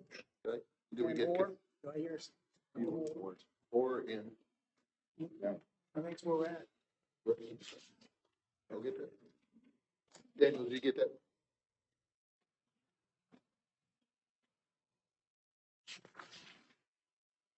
Moving right along. Doesn't, can you just say one more thing? Sure, please do. If you leave it as an or, then the 2 lot lines could be on any street. Doesn't have to be a street filled with steel. That was the problem with just leaving it as 2 lot lines. So it has to be an and. Take out. Do you want to look at an example scenario as you're describing? Can you see the screen? Can that go, So this is a block that has six can that go on the screen? Yeah, I'm on the six screen. parcels on a block. So Kathy, I think what you're saying is, let's take 208. So 208 could have 206 and 210, and those could be the only two. And that would be enough to apply for a CUP. That's No, not Glenmore enough. or With what? only two, there could just be two unoccupied on the block in this case, but if they're touching or surrounding this one, that's all they need to apply. That's not a stranded, then it's that one. Are you saying if 208 is the non-STR and the one on each side is an STR? What you're saying? Yes, so the example in your first one, right, if 2 or more lot lines are abutting. And I guess technically this one doesn't, is not the same facing street, so it could be a rear property. It could be a side and a rear property that person could apply. Could not apply because It could with just 2 lot lines touching. it could, but we want to make sure that it's clear that they should not be able to because that's not a stranded property as we define it. There are no, the block is not filled with STRs. The examples we were shown, it would have been like 208 is the resident and 206 Glenmore, 205, 203 Seymour, 207, 210 Glenmore were all STRs. That was where I was concerned, that 208 Glenmore would not be able to sell as a resident. Now you're talking about ones that are behind it? Yeah, I was talking, the examples we were shown, they were on the sides, they were behind, they were across the street, and to me, some were, yes. To me, that's a stranded. Not just because you have two STRs on one block. I mean, in this example, if 210 and 206 Glenmore were STRs, and we go with the definition, 208 could apply because they've got the STR on 2 sides, and 212 Glenmore could apply because they're a corner lot and they only have 1. So then we've given up that block to STR.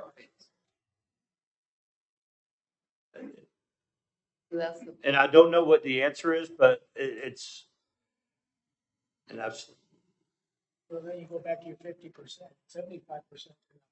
Possible. It wouldn't be possible? I said, may not, don't have to know. And that's a budding.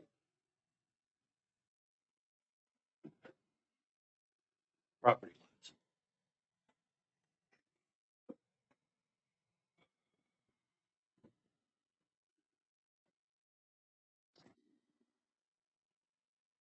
There's gotta be a right answer to this. Come on.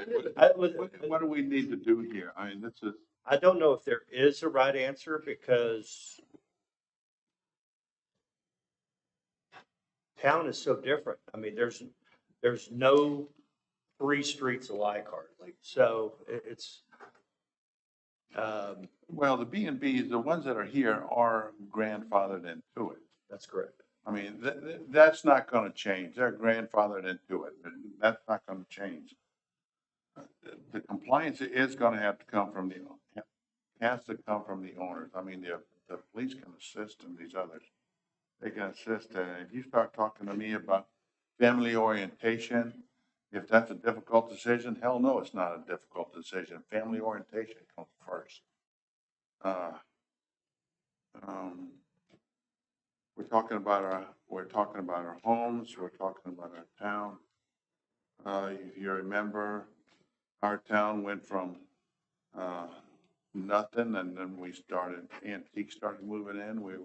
Jerry, let's keep the task here.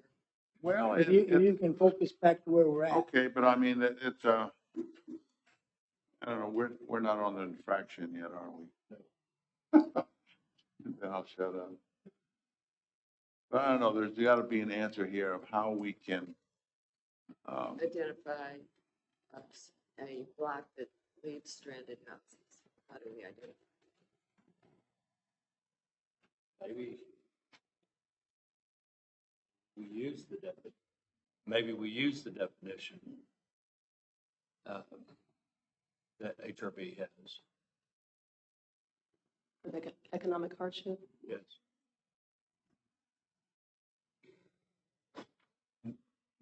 You want Anna to read that definition? We could. yeah, go ahead, Anna. So we could say no CUP for an unoccupied STR involving a claim of economic hardship may be approved by the board. Nor shall a CUP be administered unless the board finds the property is incapable of earning reasonable return in its current or rehabilitated state, regardless of whether that represents the most profitable return possible. Number two, the property cannot be adapted for any other use, whether by the current owner or purchaser, which would result in a reasonable return. Or three, earnest and reasonable efforts to find a purchaser interested in acquiring the property and preserving it have failed. Reasonable return for the purposes of determination of economic hardship shall include consideration of the following information: A, purchase date and financing arrangements; B, current market value; C, form of ownership; D, type of occupancy; E, cost estimate, well, for demolition, maintenance and operating costs, inspection, those are for demo, let's see, property tax information, rental rates and gross income from the property, or other additional information as deemed appropriate. Claims of economic hardship by the owner shall not be based upon conditions resulting from evidence of demolition by neglect, purchasing the property for substantially more than the market value at the time of purchase, failure to perform normal maintenance and repairs, failure to diligently solicit and retain tenants, or failure to provide normal improvements or accommodations for tenants. Throughout the process, the applicant has consulted in good faith with the development director in a diligent effort to seek an alternative. I would not propose that to be part of a conditional use permit. I think that heavily deals with historical structures. And not my little ranch house or someone else's little ranch house. Although I understand anything over 50 years old is considered historic. No, is that incorrect? Good, then I'm not historic yet. But yeah, I think that applies completely to a different, yeah, structure. Doesn't apply out here in Carriage Hills or Sunset Village or. It does apply to a different one, but I think it can be modified to apply pretty easily to apply to this. Just take out the stuff about demolition and various other things that apply only to that scenario and carve it down a little bit to apply to this scenario. I still stand with my statement, previous statement. Two abutting or 75%. Or one. Any other comments, council? And that's on the same side of the street. That's exactly. Yeah. How you with that? Bobby, you seem to be, Jerry? Okay. 75%. And or. So do you can still have to, I'm still concerned about the two.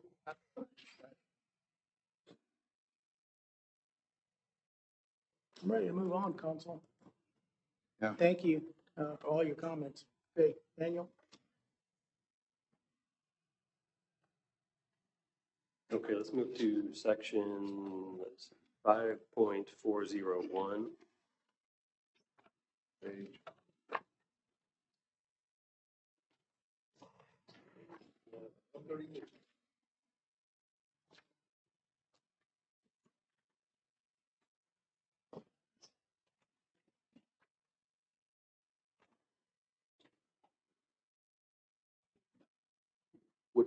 Which section there? But we're gonna have to talk about a lot of it. So this section in your packet, it doesn't show red line because in the ordinance that this section was modified to the extent that it didn't, you just couldn't read it with additions and deletions. So it's deleted and replaced in its entirety in the agenda packet. If you happen to have your version 6, that will help you with some red line reading. But going through this, so in one change that was made is in section 2A regarding signs.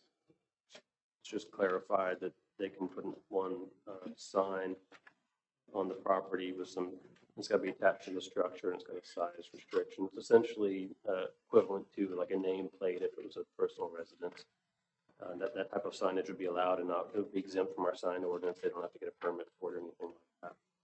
So that was proposed before. I just clarified that a little bit in this draft. Section 5, the external lighting. Previously versions read that there said something along the lines of all external lighting shall be shielded and shall comply with the lighting ordinance. I struck the portion that says the reference shielding because that's already required in our ordinance anyways. I didn't see, it just seemed redundant to me, so that part has been edited slightly. And then I did want to ask, is that retro or is that just for new STRs? There's really nothing specific about the lighting for STRs. We just rely on our normal lighting ordinance, outdoor lighting ordinance that we have.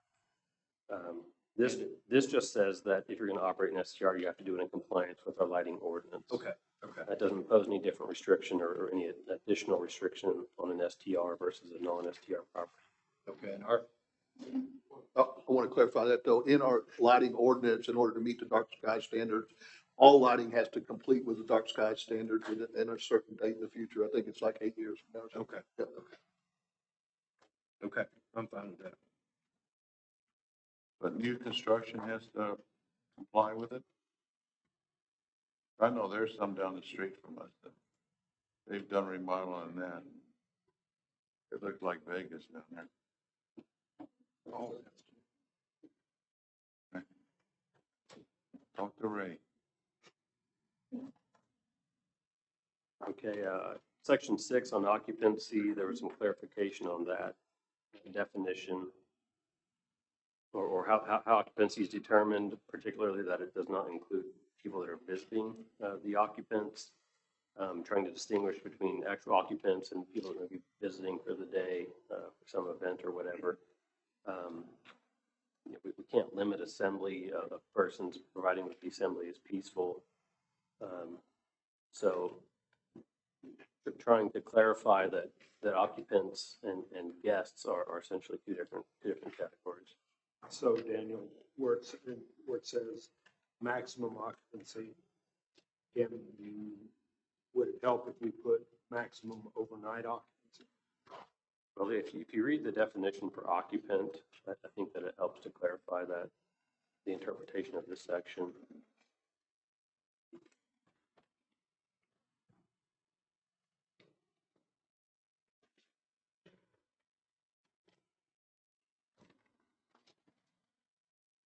So occupants are essentially the number of persons that are renting the property for the purpose of transient housing.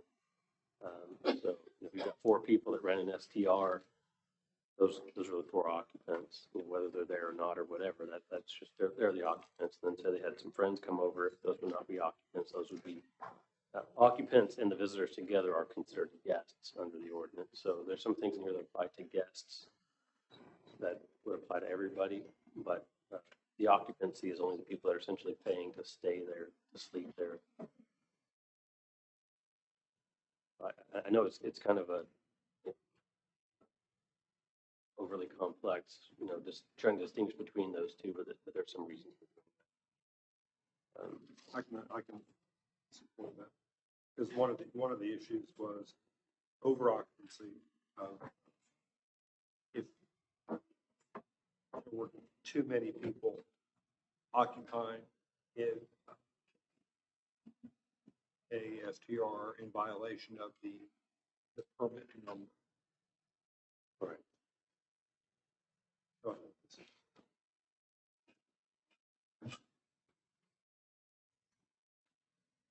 Any other comments on that section before we move on?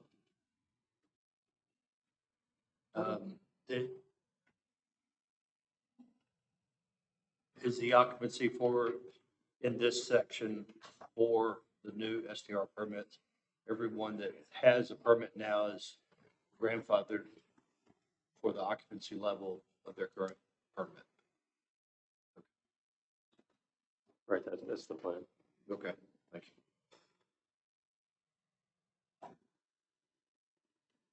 Any other comments? If not, let's keep moving.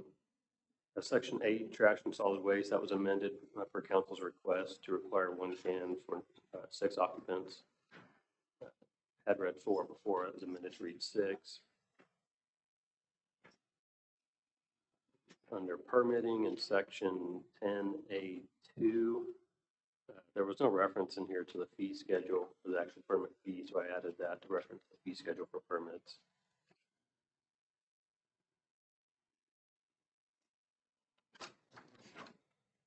On 10, the 10B, let me see. Do we want to have a more specific location? Like, my fear is they'll be all over the place, and the police officer or whoever will be looking for that and can't find it. It could be all over the front end. It has to be near the front entrance. On the front entrance. What's near? Sorry. First window.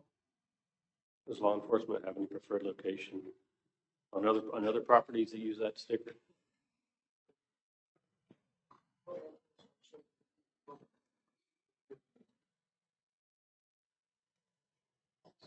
One foot. Would you see these typically apply to windows, or would they be more readily applied to the structure? I'm not very familiar with them. I think that maybe law enforcement can answer that question. Police department or development services. Did you hear the question? Over there, Chief? These deals, are they more applied to a window versus the structure of the building?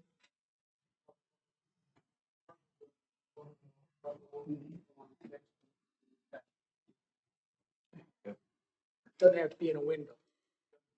Okay. Right, that's what it is.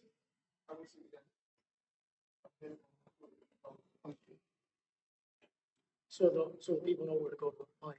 I agree with that. No more than 3 feet. Okay.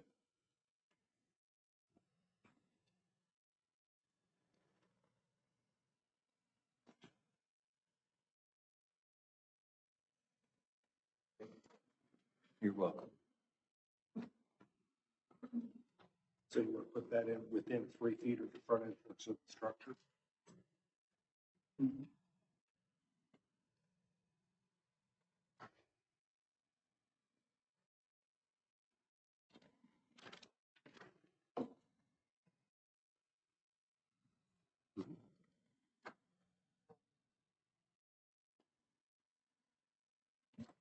So under section, the where it talks about transfer. What's that? Permit. E, 10E. Oh, I don't know what page, yeah. It's 10E. Page 134 of the agenda packet. So I'm going to go back to what I was talking about last time. And if you could just allow me to explain. Well, absolutely. Okay. So a while back, we discussed comprehensive plan and how this council is bound by plan and path to the future to protect neighborhoods. So I just want to say the original stakeholders in this city were residential owners, residents who knew their neighbors, depended on them at times, and felt comfortable in the quiet space of their neighborhoods and the peace of their neighborhoods. We are bound to honor those residents and preserve the livability of their neighborhoods. It's a requirement in our comprehensive plan. When we take that to heart, when we look at how late the city has come to protecting the quality of life for residents, when we know we have a housing crisis here where people are unable to find a place to live, when we admit that hundreds of homes are being used as business investment that have contributed to the housing crisis, when we hear people explain how they are fearful in their homes, that they have lost neighbors from whom they gain comfort, that the health, welfare, morals, and safety of neighborhoods are being compromised if naked, half-naked people are walking drunk across your lawn at night or making enough noise that you can't sleep in your own bedroom. When we acknowledge all these things, then we must also acknowledge that we have the responsibility to make a change.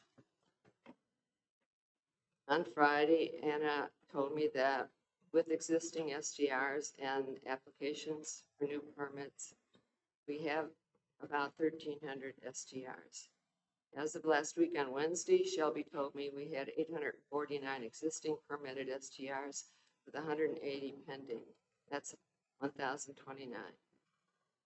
Because of the rush to get more permits, Anna's estimate of 1,300 may be low. People are flooding in to apply to Avenue for permits, and I don't blame them. So by April 1st, there will be many more than 1,300, most likely. We don't know exactly how many residential lots this accounts for, but in his October 8th report, Jason showed us that there were 387 active or pending STRs in R1. In the R1 historic district, over 25% of the homes were STRs. Now, 5 months later, we can assume that percentage is even higher. Therefore, to meet our obligation to balance the interests of STR owners with the original and continuing interests of the residents, I believe we must not allow continuing use as an SDR upon transfer of ownership in the R1 zoning district. And by the way, I am not opposed to SDRs. I think they're a valuable asset to our community. There's just too many of them in R1 and more to come. My proposal is that current STR owners may continue to operate their STR business for as long as they want to. They may use these properties as long-term rentals, they may live in them, they may sell them. Those are business investments over which the city has no obligation to guarantee a profit. Every real estate investment comes with its share of risks and ongoing and changing regulations. That's how capitalism works, through competition and regulation. If you're concerned about the legal ramifications of what I'm going to propose, you should not. The Court of Appeals in Waco summarized the settled law, which states that courts give great deference to zoning ordinances and only block them if they are unreasonable or arbitrary. Under general zoning law, the rule in Texas is that cities can retroactively zone and ban or limit uses once permitted if doing so is substantially related to the health, safety, morals, or general welfare of the citizens. There's a line of cases that follow a Texas Supreme Court decision that allow for canceling a permitted use so long as the owner is given enough time to amortize or recover the investment. Allowing an STR to run as long as it wants to prior to sale seems to me it's giving enough time to amortize that investment. There are a number of cases that support this position. What I would propose is that under the new ordinance,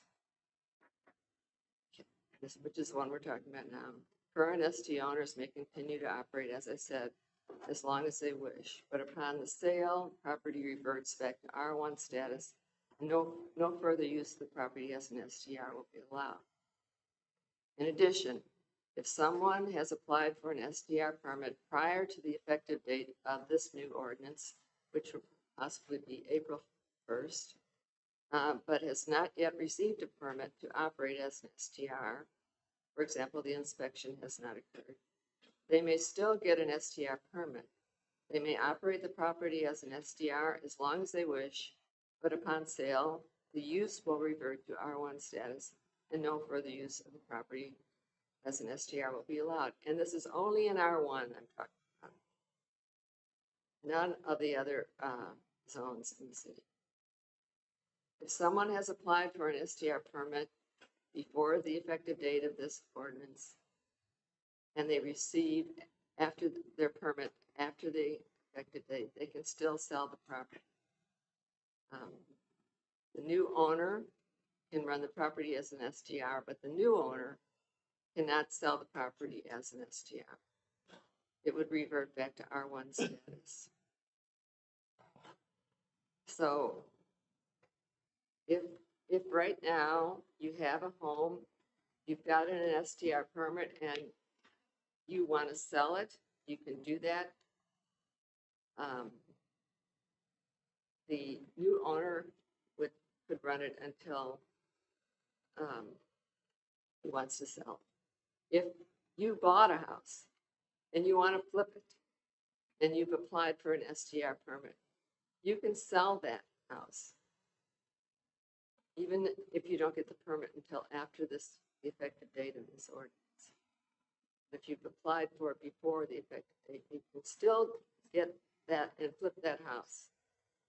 The new owner then can run it as an STR until he wants to sell it. It could be years.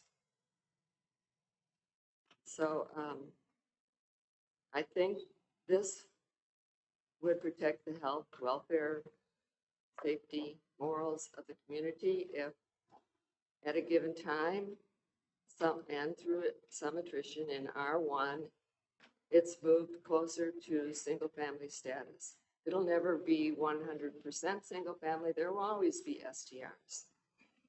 But this is a process of being fair to the STR owner, allowing them to recoup their investment, make a profit, hopefully, and then give it back to the community. I think it's fair for both sides. And I have prepared language with the help of an attorney friend that I can provide to you if you're interested in. I'll start with you, Bobby.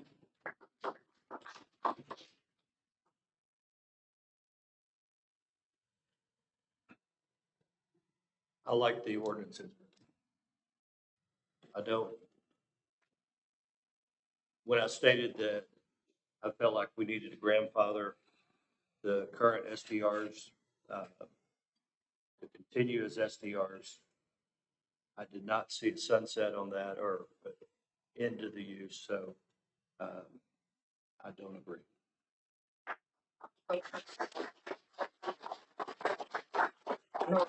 Wait a minute, let's give everybody a chance, and then you can ask questions if you don't mind. Jerry? Well, you know, we talked about this before too. I mean, somewhere there's gotta be an end to this, somehow in the R1. I mean, it's just gotten way out of hand and it there. Now, Kathy, the proposal of you can have a, STR grandfathered into, a B and B grandfathered into this. But then once it's sold, that STR goes away. I had thought that,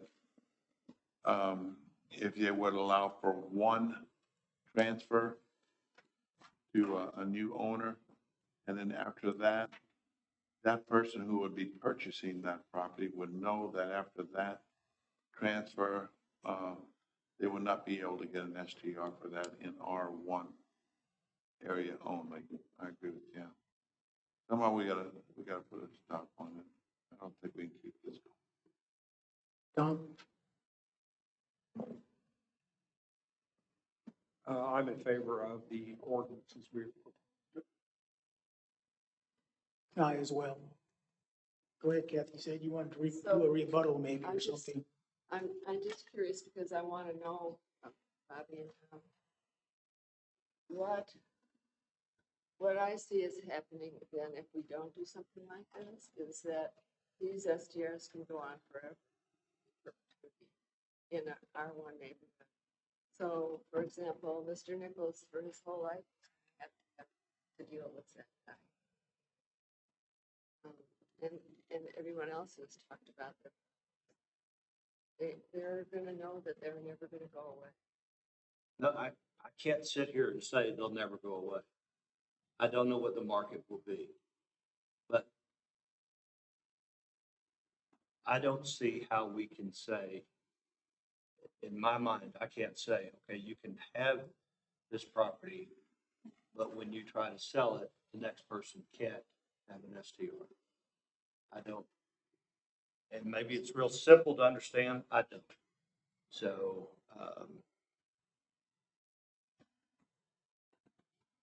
I can't see approving that. To me, it sounds like you're coming down to money's talking here, you know, and it just, you know, it is. I mean, it is. It's money talking. And, you know, this is the whole thing. I know there's a lot of residents out there that would sell their house for less if they didn't have to worry about an STR beside them or something like this, or allowing,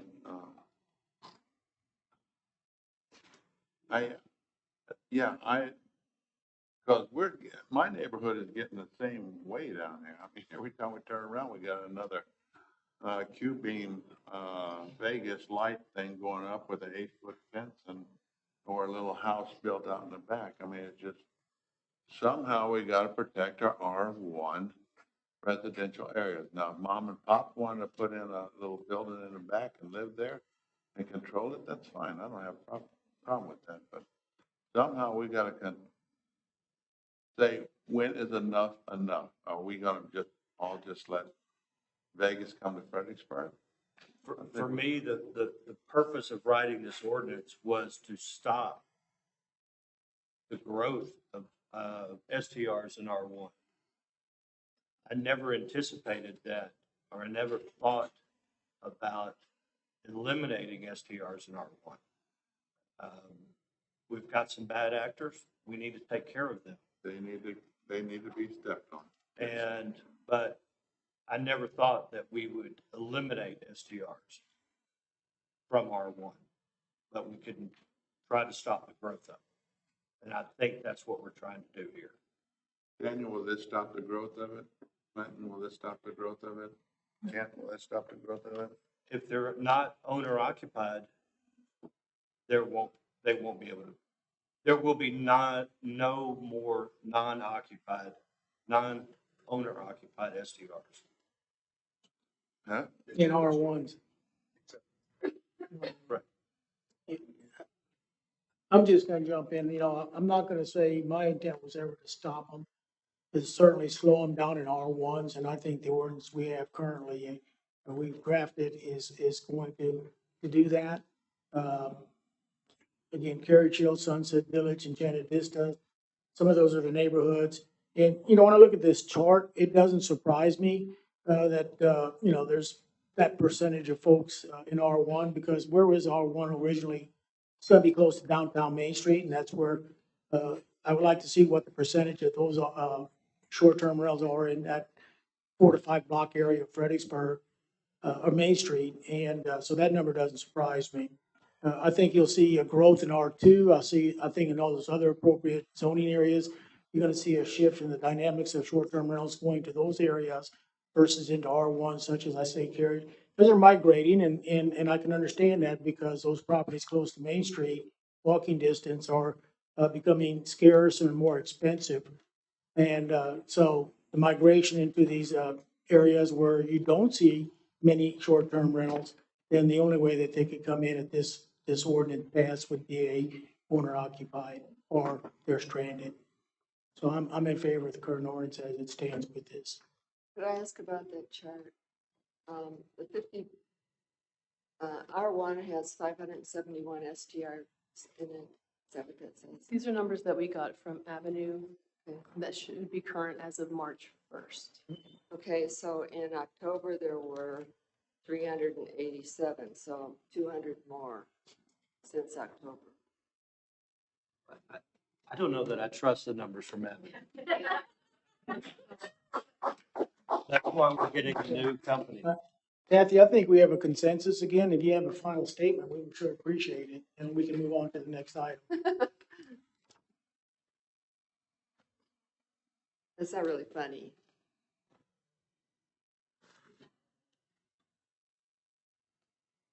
I'm done. Okay, thank you. I was, give you that out. But I will say, there's nothing in this ordinance that prevents more STRs from coming in this town. And you're gonna see a big rise. If they go by the abutting of two property lines or one on the corner, they can still come in. We're moving on. I think we have a consensus. Okay. Thank you all. All right, Daniel.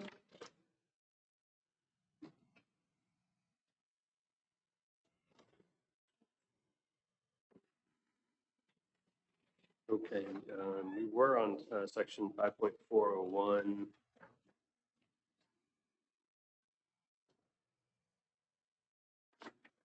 That was section 10E we were just discussing, I believe. Okay, so 10E. I think probably the next item for discussion is section 11B at the bottom of page 134. This is the proposed house rules that were discussed at the last meeting. I mean, this is not a regulatory section. It's really just a notice of regulations that are found in other portions of our code of ordinances. And council indicated they wanted some sort of kind of concise message that could be delivered to guests of the property. So this is the first that this was drafted in response to that. I want to make one comment on 11B2, which discusses the dark sky. Version 6 that came out mentioned an 11 p.m. lighting curfew. That's only applicable to like certain sporting events and things like that at outdoor stadiums. It's not applicable across the city. So I amended that to take that out because I thought it was misrepresentative of the actual lighting ordinance in itself. So that's one minor change from version 6 to what's in your packet.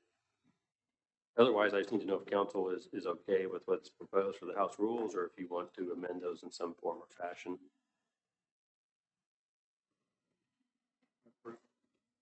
Bobby? Will the house rule, the section on the house rules can that be added to the application? The permit application, so that they know they have to do that? Post. It says they shall. Right, but will that be part of the? It can be, Shelby, I think we've talked about that, haven't we? It can be added. Okay.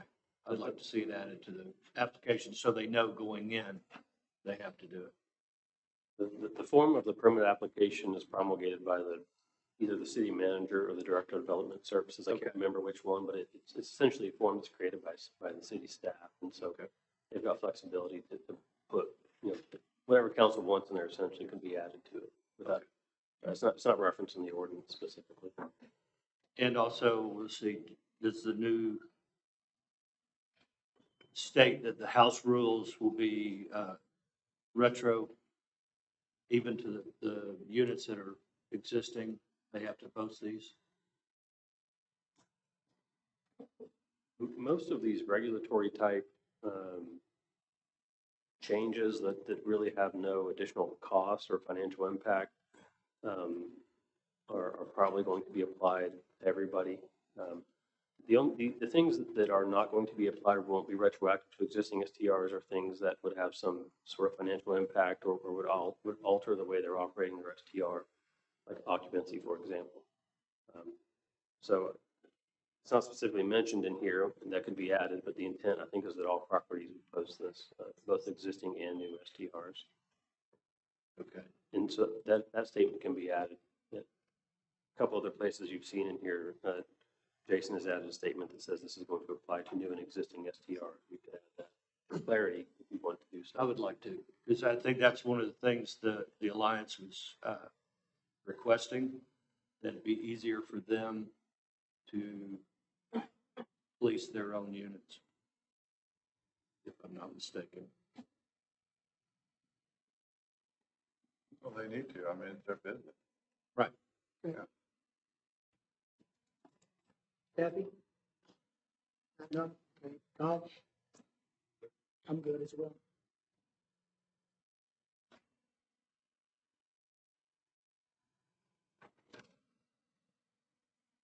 You just like to make a note. Take your time.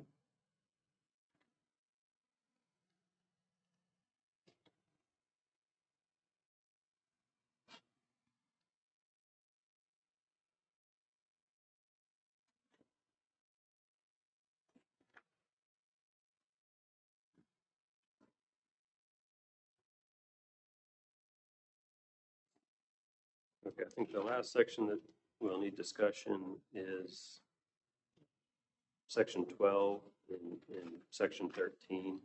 Daniel, I have one question. Okay. On 11? I have a question on, on section 11, section C, subsection 7(1), page 135. Says the local contact person shall respond within 30 minutes of being notified. The question I have is, can the response be any form of communication? Can that response be a phone call? Can it be a text message? Can it be in person? So what does respond mean? If I were just to interpret this as written, I don't know that it necessarily compels an in-person response. I think it requires some action by them to remedy that. I mean, if they could phone in, if they could call their occupants or guests and say, you're being too loud, quiet. So I think that would meet what's proposed. A phone call, a text message, going there in person. I think this language is a carryover from the existing SCR ordinance, and I don't think that issue was really anticipated or thought of when it was drafted. And then to add to that, the local contact person shall have 60 minutes from the time of the complaint to correct the situation.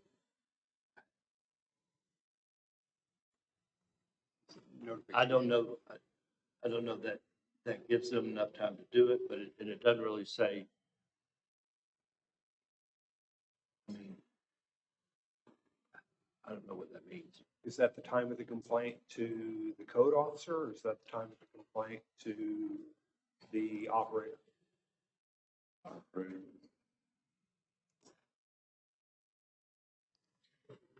Is that the time of the complaint to the code officer, or is that the time of the complaint to the operator?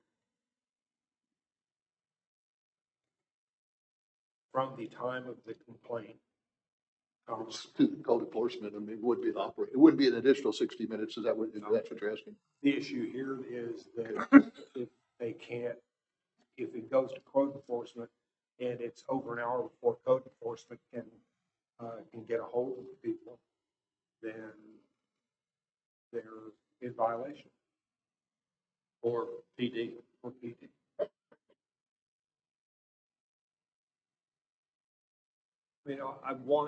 You know, we want everybody to be good actors on this thing. And I think we need to give the operators who have guests that are Responsible. not responsible, they need to have the ability to try to control those guests. Now, if they don't control those guests, then that's on them, but we have to give them the opportunity to control. And I don't think we would need to be, say, oh, it took you longer than an hour to control your guests. Did they have a viable response? The city said, I didn't know about it. I had 10 minutes. I got called, but it was 50 minutes after the violation. I think I would recommend just deleting that last sentence of that paragraph and just rely on the first portion. Just the person has to respond within 30 minutes of them being notified, and then they have to take immediate remedial action. To me, means they need to act. If there shouldn't be any delay in their attempt to cure the situation. I think the intent of the second sentence was to sort of put an end, an end time on when it needs to be resolved. But as written, we either have to do that, or if you want to leave that sentence in, we would need to probably change it to specify, maybe 60 minutes of being notified or something like that, instead of saying from the time of the complaint. Well, the manager or the owners, should be able to do that within an hour. Now, we had the nursing homes and we were 24 hours a day, 7 days a week, 38 years. And, when something came up, you got dressed and you went over there and you took care of your job business. So what's your business? That's the way I feel about it. Take care of your business. So Daniel, you're saying to put in there 60 minutes after they contact the person that's being contacted? What was the final suggestion? One option would be to delete the second sentence or the last sentence in that paragraph.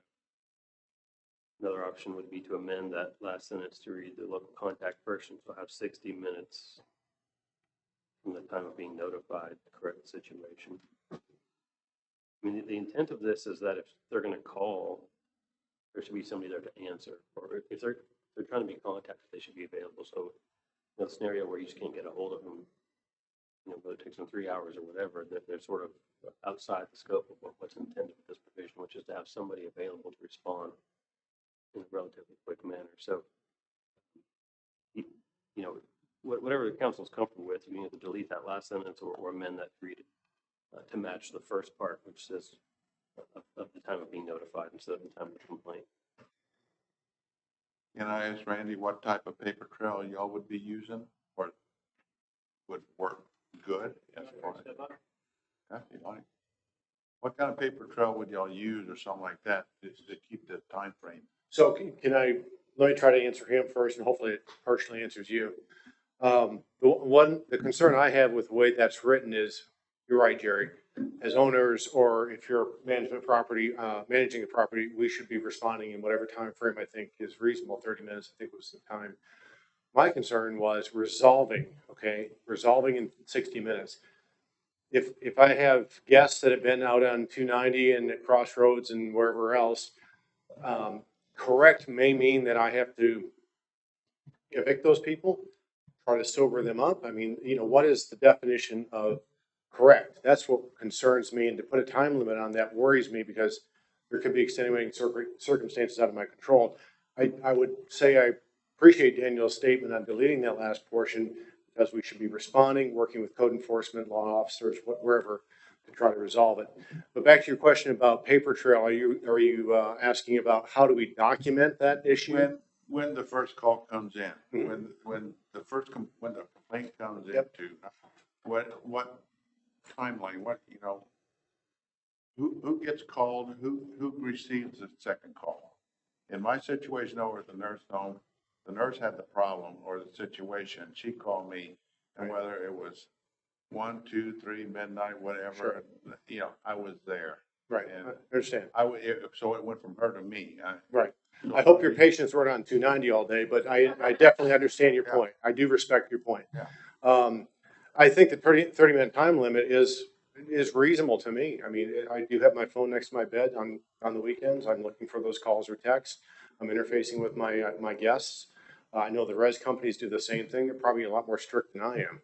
30 minutes is reasonable, but to say I can fix a broken down car in 60 minutes, I don't know what's broken yet. Yeah. Does that make sense? I mean, just so you're responding to try and take care of the situation. I agree with that. Yeah. So, I mean, the police, they get the call here at the dispatcher, and then the dispatcher figures out who it is, and then they call you or whoever it is that's doing it. I agree with holding that responsibility. I don't think we've ever shirked that. So I would agree with your comments, sir. Thank you. Thank you. I would say eliminate the last sentence. Eliminate. Okay. Where we Eliminate did the well. last, yeah, we're good, I'm good. Well, what? Eliminate the local contact person shall in 60 minutes. Time to complain. Okay, thank you. Okay, take that. Debbie, any comments on that one? I don't think it gives much assurance to the neighbor. There's not some kind of attempt to resolve it in 60 minutes. I understand what Randy's saying, that there are certain circumstances that can't be resolved. You don't want to go into a brawl if you're a contact person, and you have to get the police involved. And all of that may take more than 60 minutes, but having the 60 minutes in there at least gives you a time frame that a certain reasonable expectation of having it complete. I think if there was some kind of citation issued because it wasn't exactly 60 minutes, but that a person presiding over that case would find it unreasonable if the evidence showed that they tried their best to calm this down. They even called the police to help, and so they did everything within their power, and it took an hour and a half. But at least if it's in there, it gives the neighbor some hope that it is eventually going to be resolved before the night's over. Reason. Could we leave it in there and put in a reasonable amount of time?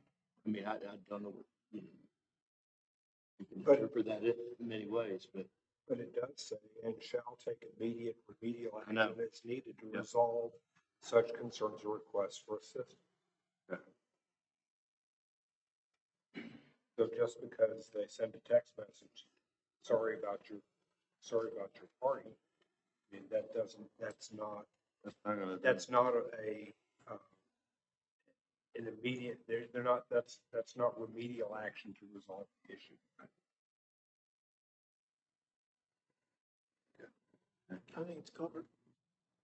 Okay, got it. Let's keep moving.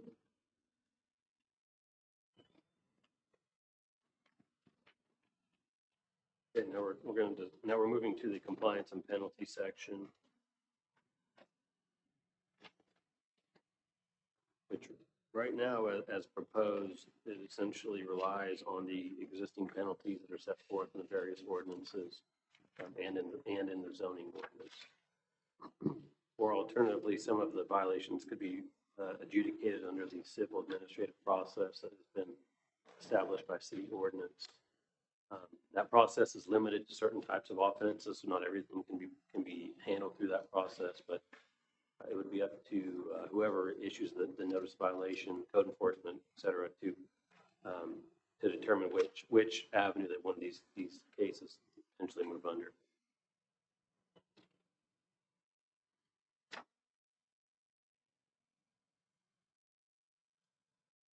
Are there any questions on that particular section? No, Discussion. let's get to number 13.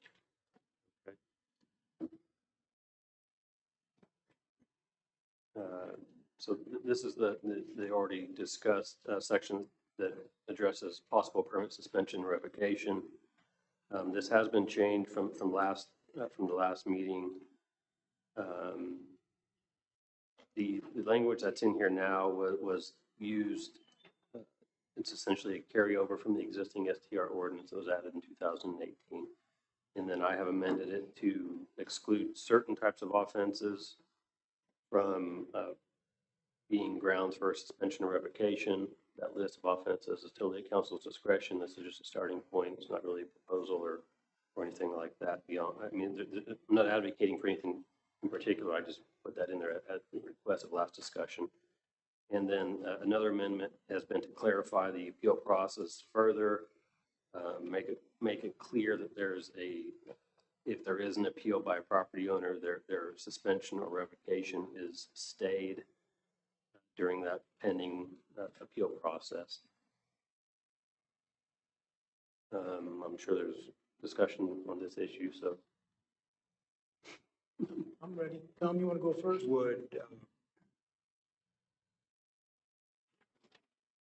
upon conviction of a violation of this section 5.401, the city manager may suspend.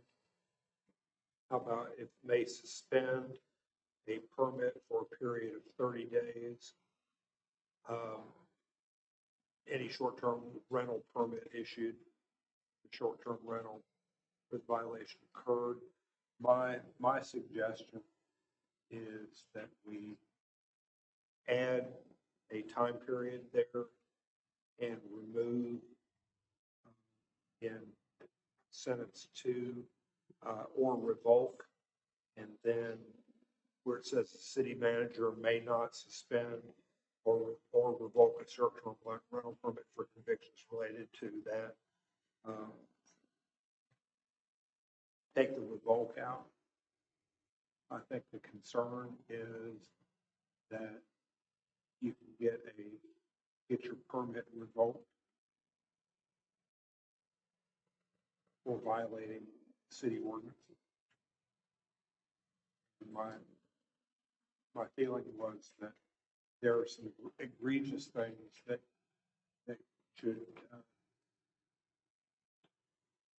should happen. If you're going to get a permit revocation, I believe they need to be egregious offensive.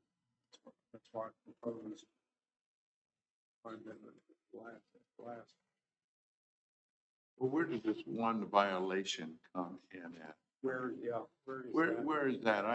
We started out with 6, and I thought 6 was too much, so then we went to 3, and all of a sudden, Okay. now here we're down to 1. So we're saying because it says upon conviction of a violation, that's the one violation.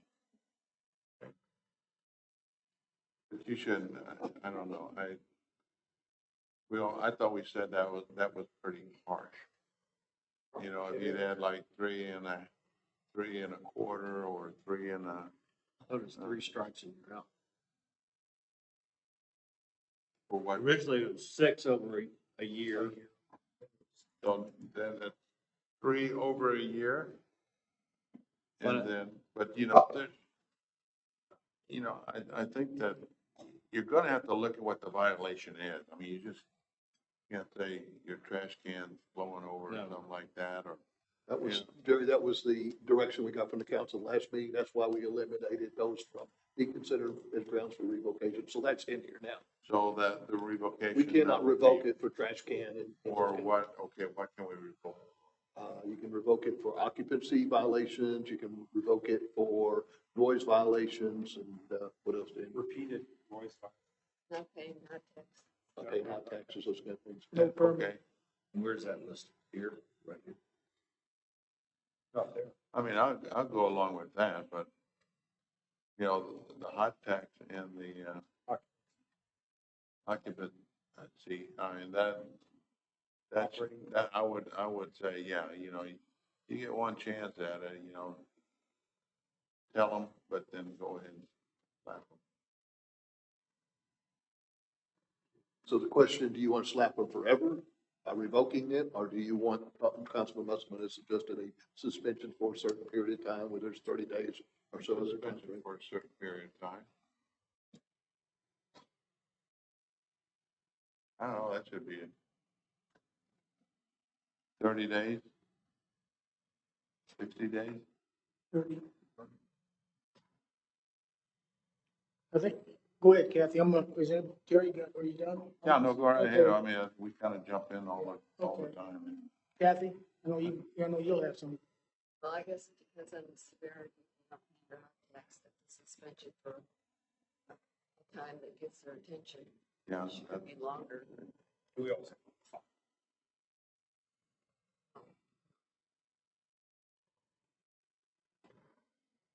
In the hot ordinance, there are penalties, it could be fines, it could be interest, and there can also be, obtain an injunction ordering them to cease operation until they pay any delinquent taxes.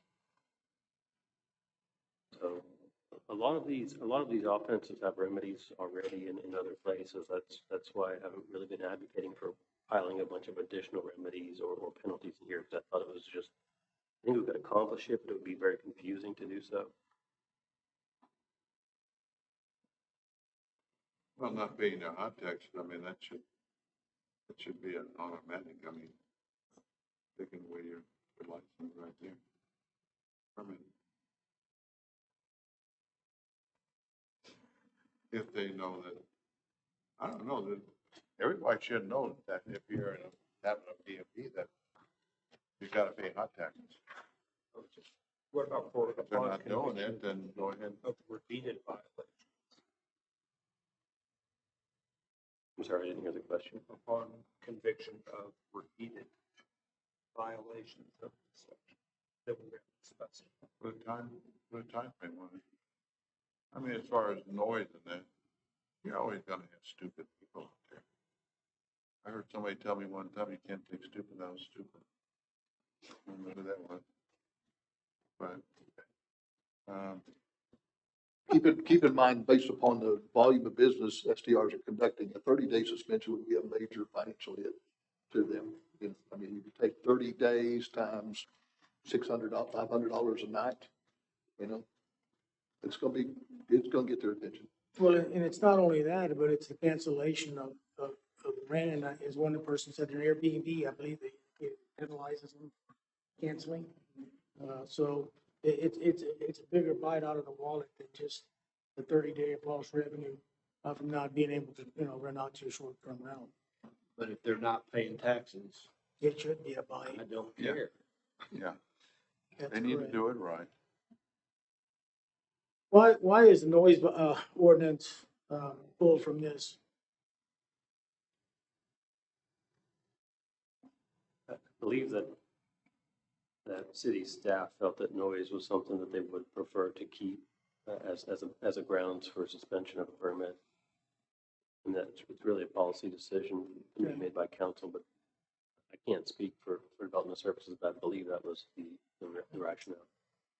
Charlie, the staff discussion basically said, what we're hearing is party houses are a major source of problem, and the complaints about party house deal with noise. So that's why we thought it was a major violation versus kind of a more minor violation than like watering and that kind of. Okay.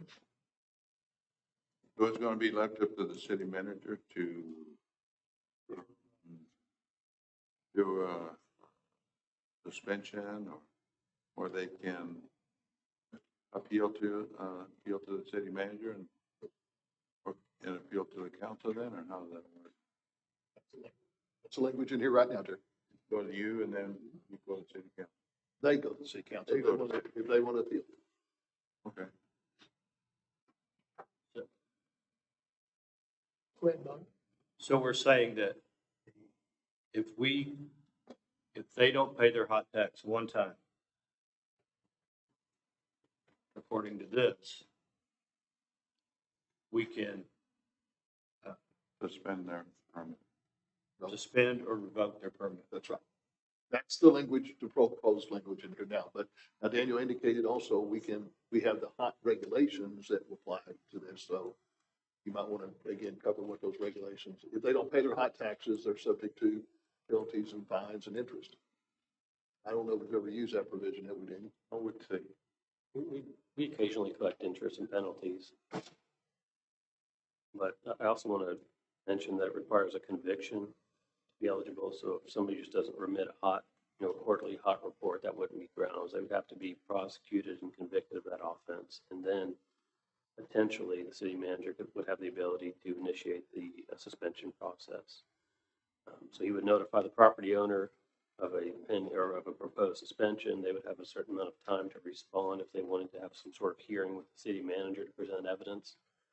And then after the city manager makes a final decision, the property owner would have the ability to appeal that to the city council.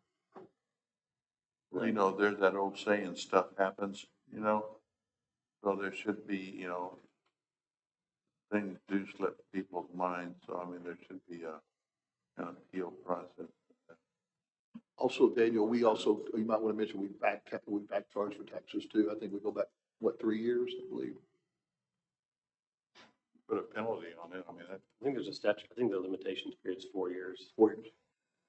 Okay, now in violations, that's when they show up and there is an actual violation. It's just not what I call a nuisance call from the neighbor. No, hey, I don't like their music. Are you talking about what would trigger a potential or make them eligible for a suspension? Is that For a violation? I call in on my neighbor because they're playing rock and roll and I don't like rock and roll. So they come over and they go, this is fine. There would have to be a violation that's prosecuted.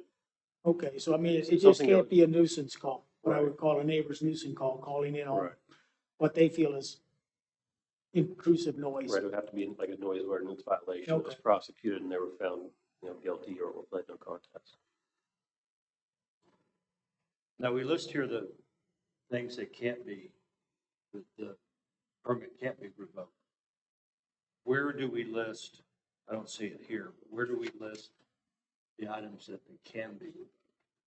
It's everything else in that section 5.401. It goes back to agenda page 132. Okay. Through 136. So it's everything from food service, signs, lighting, I guess lighting's excluded, occupancy. Okay. Some of the notice things, they got to put their notices up on the property, things like permitting. But it doesn't address hot tax. But that's under the hot tax ordinance. Right. I mean, on agenda packet page 135, there's some requirements. The short-term rental has to be operated in compliance with several city ordinances, and that includes the hotel occupancy tax. Okay. Thank you.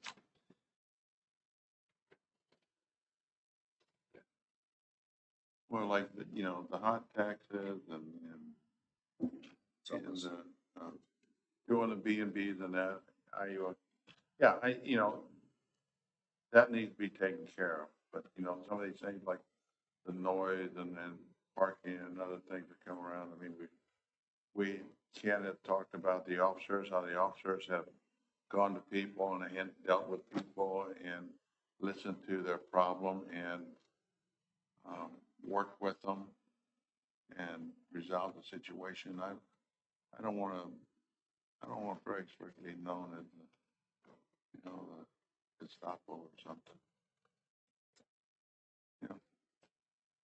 Okay, I didn't read, but let's take hot tax for instance.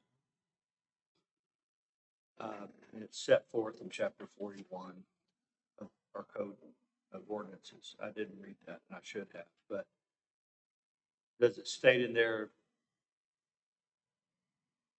I haven't paid my taxes 2 or 3 times or any time?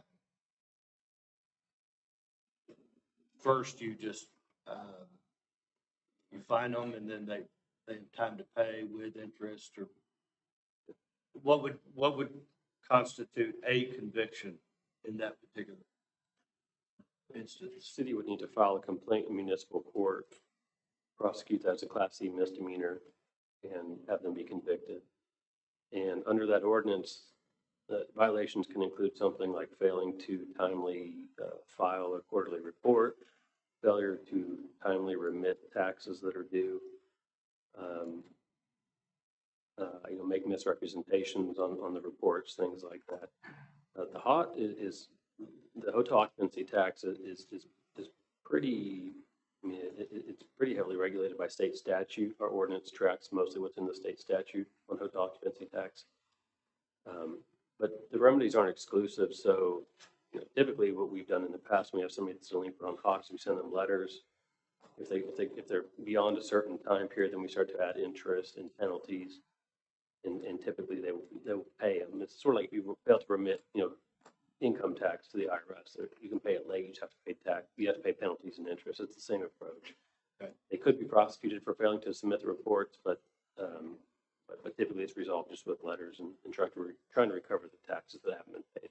All right, let's take something that's not so regulated, like the noise ordinance, noise and sound level ordinance. Okay. Does it state, I mean, when will they be, how could they be convicted in that ordinance? Multiple notifications, same location?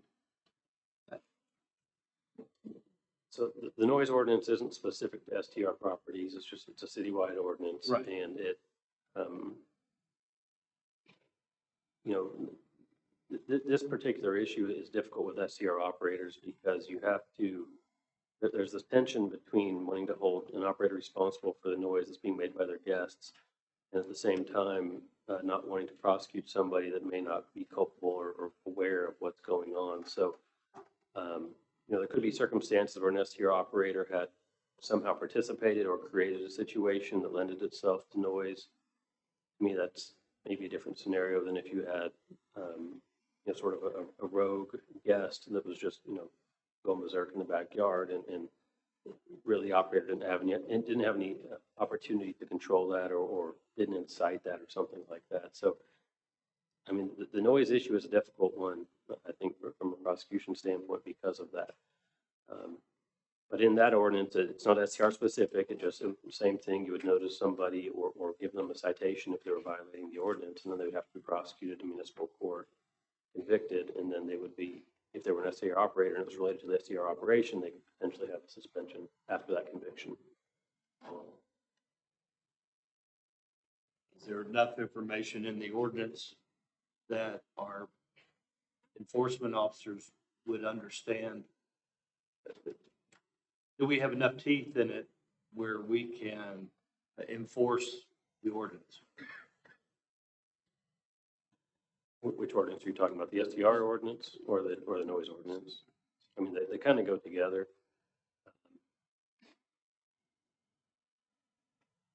It's hard for me to speculate what scenarios an STR operator would be or wouldn't be liable for a noise violation.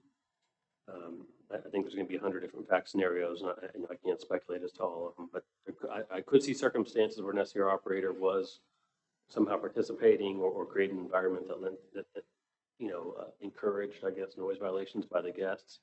And I can see scenarios where the opposite is true as well. And so noise is going to be primarily handled, I think, by police department. I mean, I think code enforcement responds to those probably less frequently than law enforcement does in PD.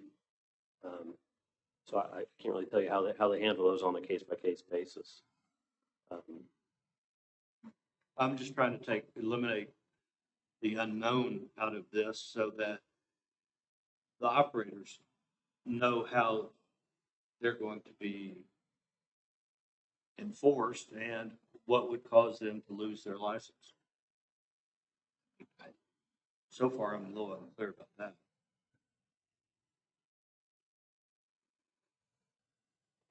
I guess what it boils down to is, can you hold an operator responsible for noise work? I mean, for noise violation? Okay. And then can you suspend their permit because of a violation that they didn't do, a guest of theirs?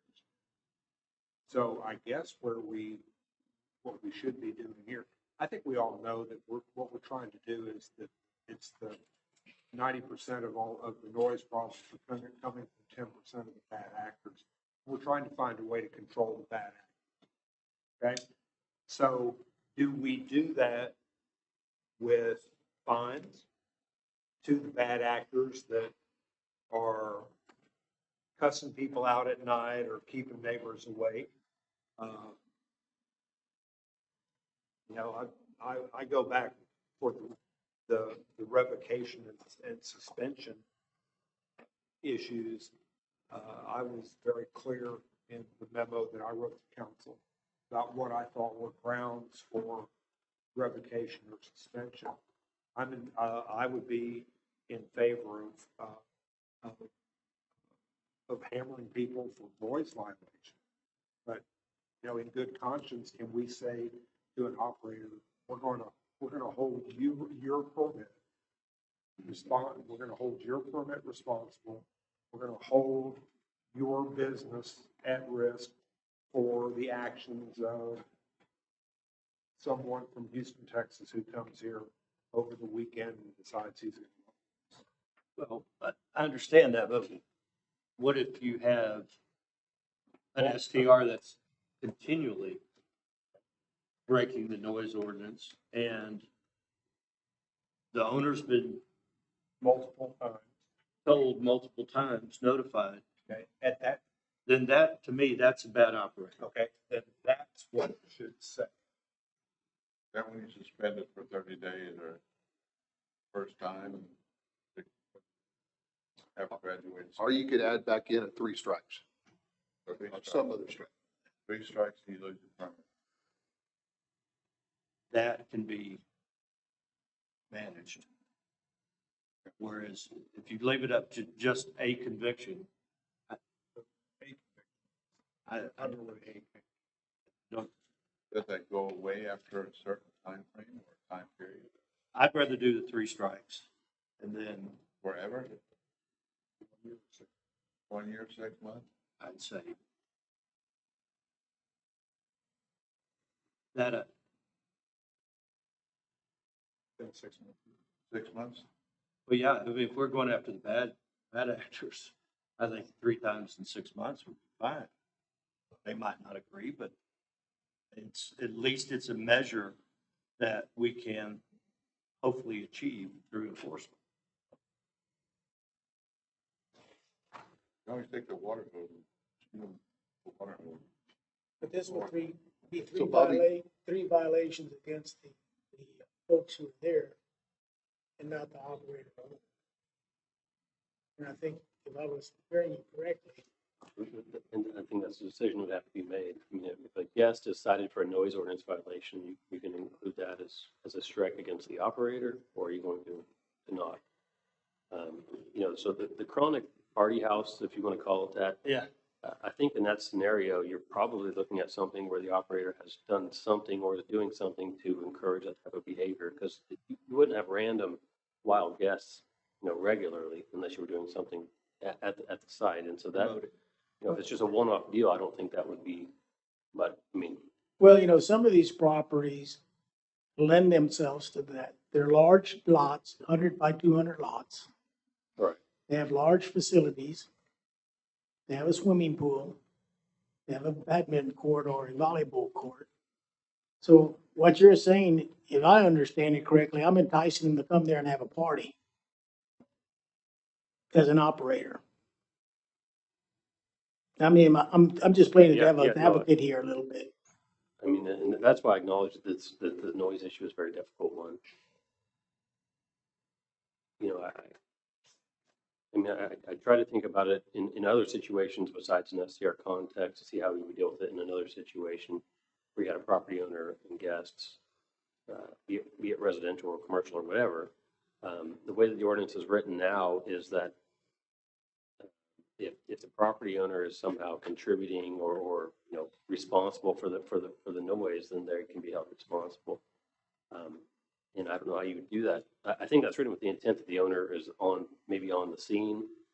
You know, I don't know that if you have got a remote, you know, an owner that's not on the location of the STR, it's going to be harder, I guess, to make that argument that they're responsible for the noise that's being made at the STR at that moment. You know, I mean, I think that this, it's just, this is, I think, one of the most difficult issues related to the STR, to this whole thing is how you address this noise issue because of who's making the noise and who's maybe not there. If you want to try to hold responsible for that noise, how do you know get those to work together? Why did staff want noise to be included in the major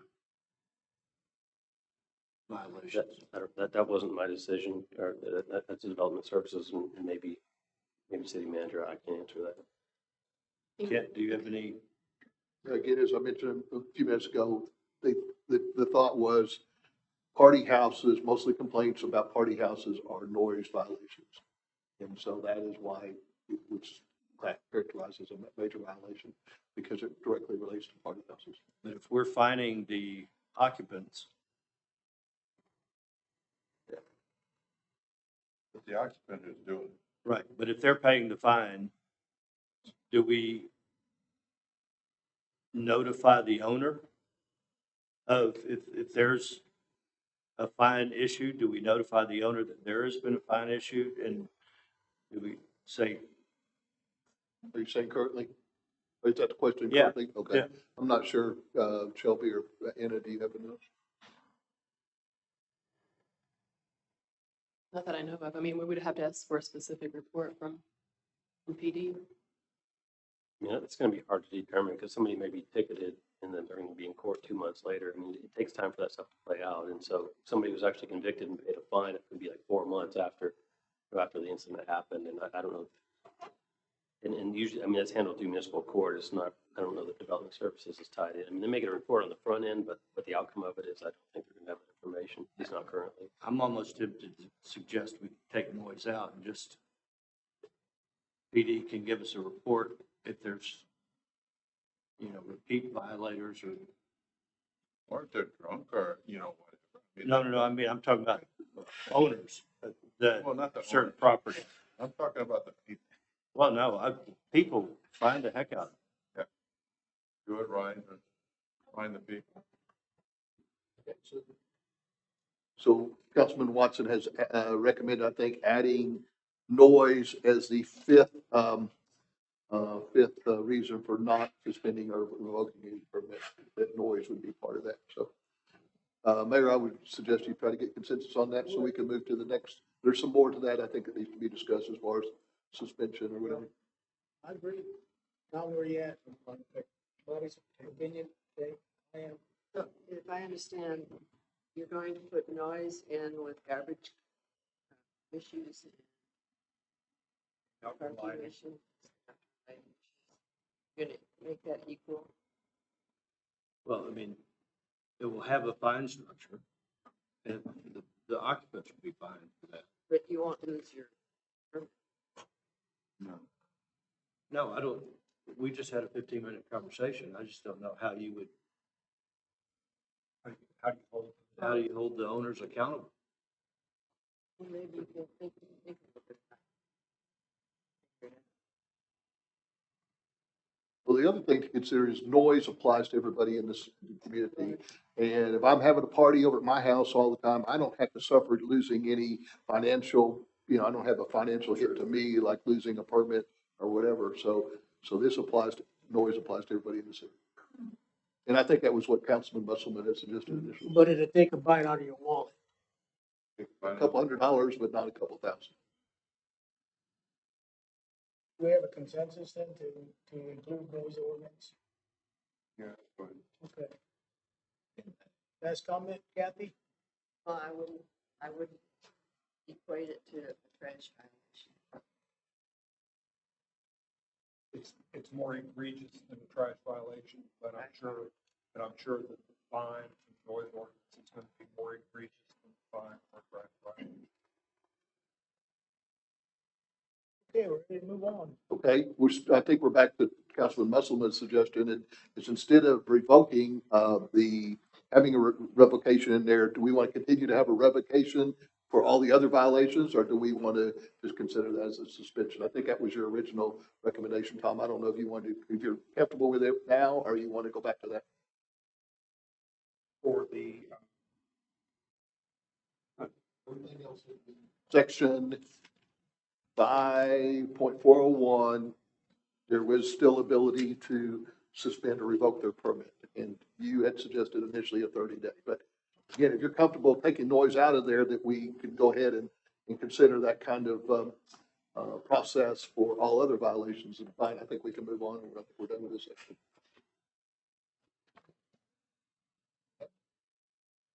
done. I think so. It's not like we're putting it in stone. It can always be changed later. It's not working right. Okay. Well, and also keep in mind, y'all are the final appeal, so you'll have the chance to look at these on quite a bit on a one-on-one. Assuming there are any, that come forward, you will have the final decision-making authority. All right.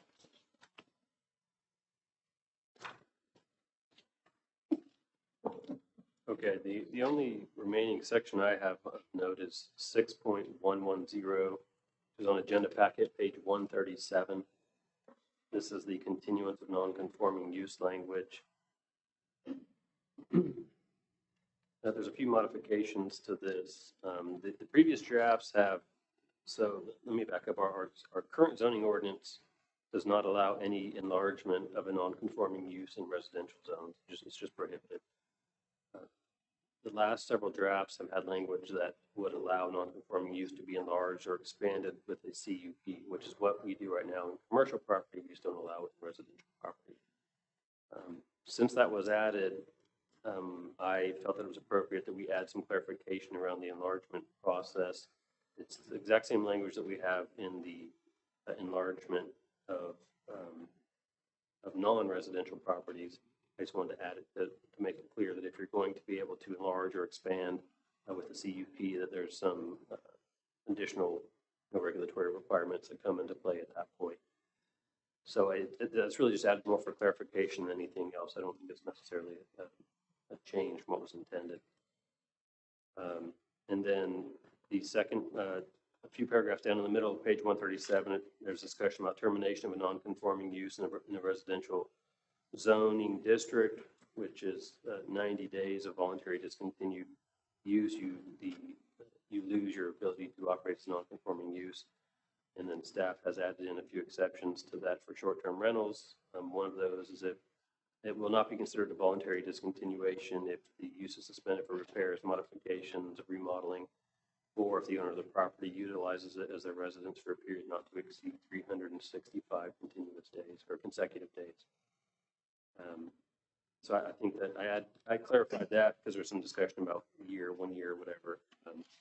Otherwise, that's essentially unchanged. So if there's any comments on those two sections, I'm sorry, in that one section, 6.110, any comments or questions?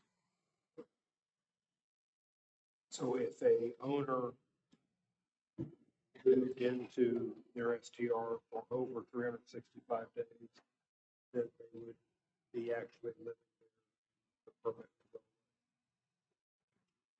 Well, they would lose their ability to operate as a non-conforming. It's a non-conforming.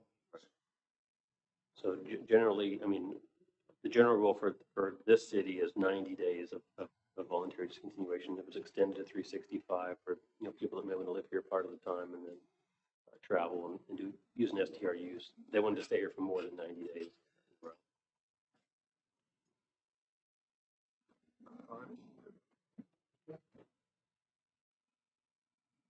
I'm gonna start with you, Kathy. Okay, good.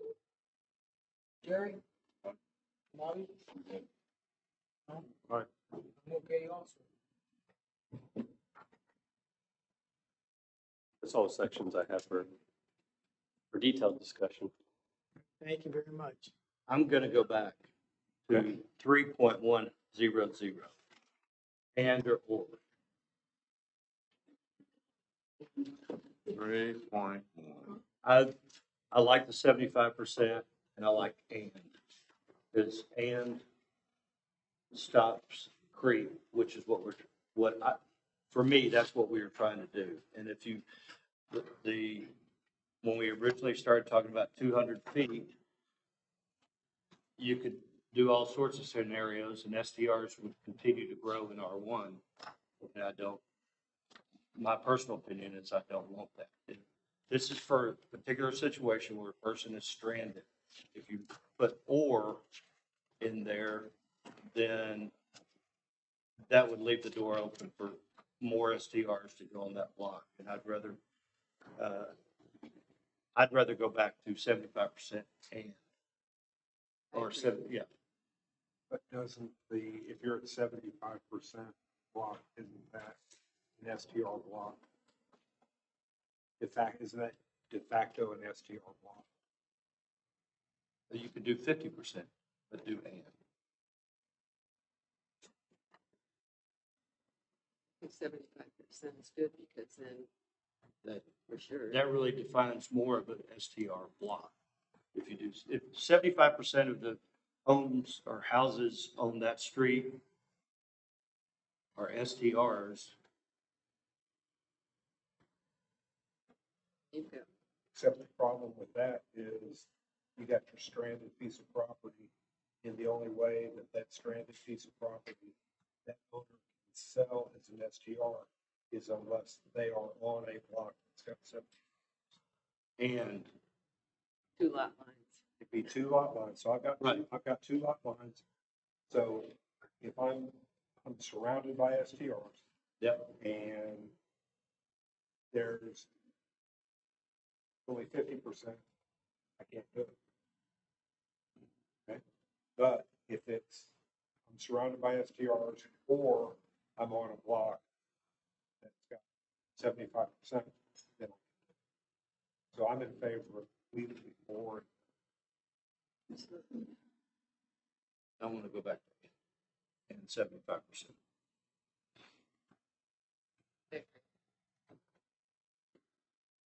I know what Tom and I stand for. Jerry, where are you at? I'll go with Bobby.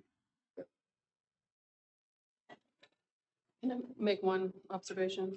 Right now, the language says that an STR B&B and an STR accessory use does not count towards that calculation. Right. Do you want to add language for that new, if they get a CUP, that would not count towards, or does it count towards? The CUP would not count. Is that what you're saying? Would it? Yes. Would you clarify? We can get a CUP if we want. So let's say this one was allowed, okay? This one was allowed. And then the next neighbor says, okay, I want mine, and I'm going to count yours and all the other unoccupied, the CUP and the other unoccupied. If they got a CUP for it unoccupied. Right. So if we don't allow the CUP STRs, then the only STRs we will ever allow would be the ones that were permitted before this ordinance. Because if you allow the CUP to count towards it, that would continue the creep. Okay, so are you suggesting we don't count the CUP? I just want you to clarify because I Going think, to creep. yeah, it'll come up. Are we, because I think like staff, we're going to have to interpret this and I can see it coming. Okay, so the first person on the block gets the CUP. Does the second person on the block get to count that CUP towards their 75% or lot line? What I said then was that you'd be frozen, right? I mean, it would only that we wouldn't be counting unoccupied.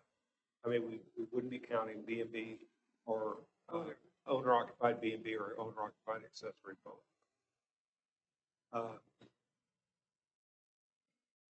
So at the beginning there, it would be, okay, how many STRs are on my block? That's, if, there aren't 50 or 75%, that block's never gonna turn, even if you've got one on either side. Right?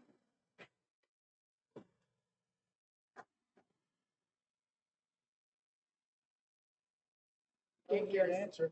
can't get a CUP without being stranded. We're defining what a stranded block means.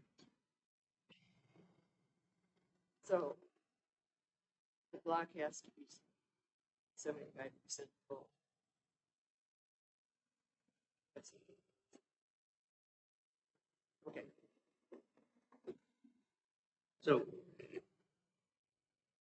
I don't think if there's three houses on the block, the rest of the block is full. All three of them. Yeah, because Unless it's 75%. And how do you know they're not abutting? Yeah. So the answer. I think we're putting a big title over what we just did. We should move forward. We need to do, see how fluid it is, see how it's working. Make adjustments.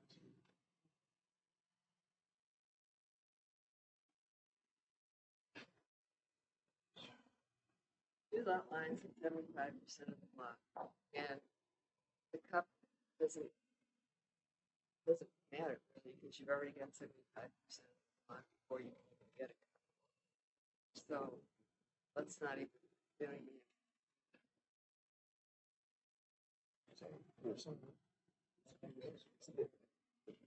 No, it doesn't matter. You already met the requirements with the cup. So if you have two lot lines and 75%, you're done. So you, is that all right? Yeah. I'm fine. That's what we talked about. Yeah, and the cup is, Yes. and Because that's more in line with what we originally showed in the structures. And that's when I asked the question about Scranton. Hey, Daniel, where are we now? Yeah. I mean, I've gone through all of this. I mean, what's the next step for the council? I guess if they want to talk about, if there's any discussion, if they want to take any action. I would like a line by line approval on all of these because I certainly don't want to approve of this particular section as it's been changed. I'm in favor of the ordinance except for this one little issue.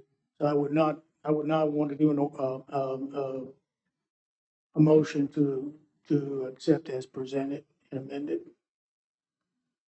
So do like we did the last meeting and do it by section or line by line? Well, do the ones that Okay. read on, do the motions on the ones I feel strongly about where they are instead of. if you want to vote on A motion that reflects that.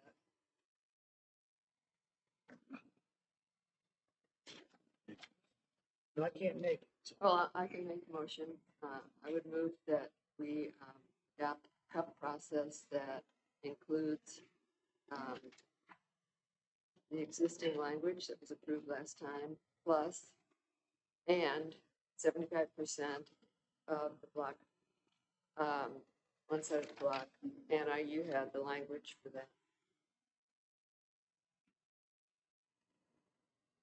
Daniel, would it be best to reference that particular section? Yes, section 3.111, 3.100, R1 single family residential. So it would be the language that exists here in version 6, and we would add and 75%, Anna, the language.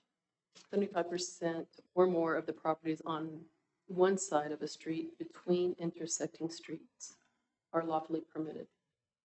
STRs unoccupied. STR B and B and STR accessory are not included in this calculation. And does that apply only to R1 or is that? Only R1. Only R1. I'll second. Okay, we have a motion by Kathy and a second by Bobby. Any further discussion? I'll do a roll call vote. Aye. Oh, yeah. Please. Aye. Aye. Nay.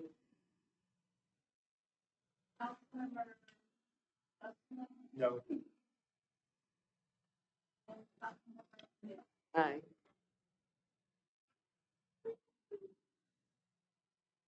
Very good. Thank you, Council, for all the good comments. Are we done or we need to make another motion for something else, Daniel, on this? Well, Well, I'm sure we do. We're gonna need sort of a Oh, yeah, global we need to motion for approve the whole ordinance. we're gonna need a motion for the ordinance in its Okay. entirety. I think if there's any Alright. other specific changes that council wants to do individually, we probably do those now, and then the motion, I guess, for the ordinance would be to adopt as presented, incorporating whatever changes you all have made, like the one that was just made.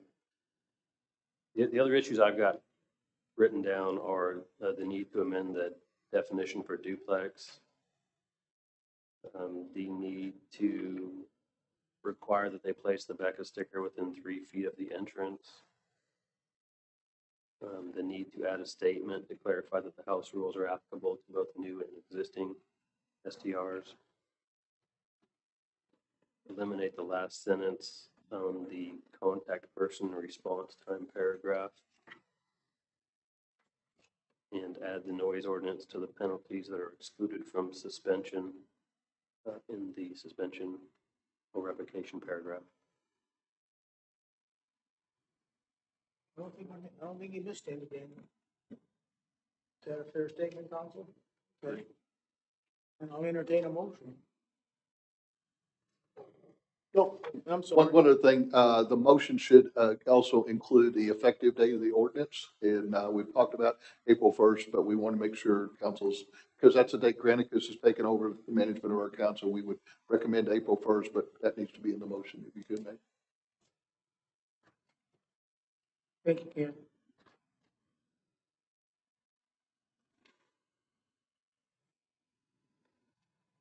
You want me to restate everything in sort of a motion that can be adopted by anybody who wants to make a motion, or how do you want to proceed What is with the this motion? ordinance called? What's the number?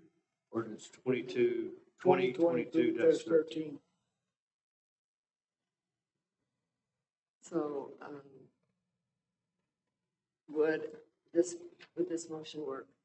I move that we adopt the ordinance 2022-13 in accordance with the agreed discussion tonight,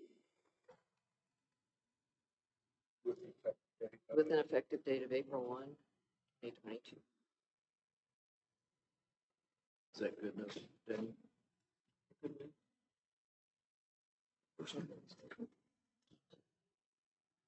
What do you think, Shelley? Is that gonna work for you?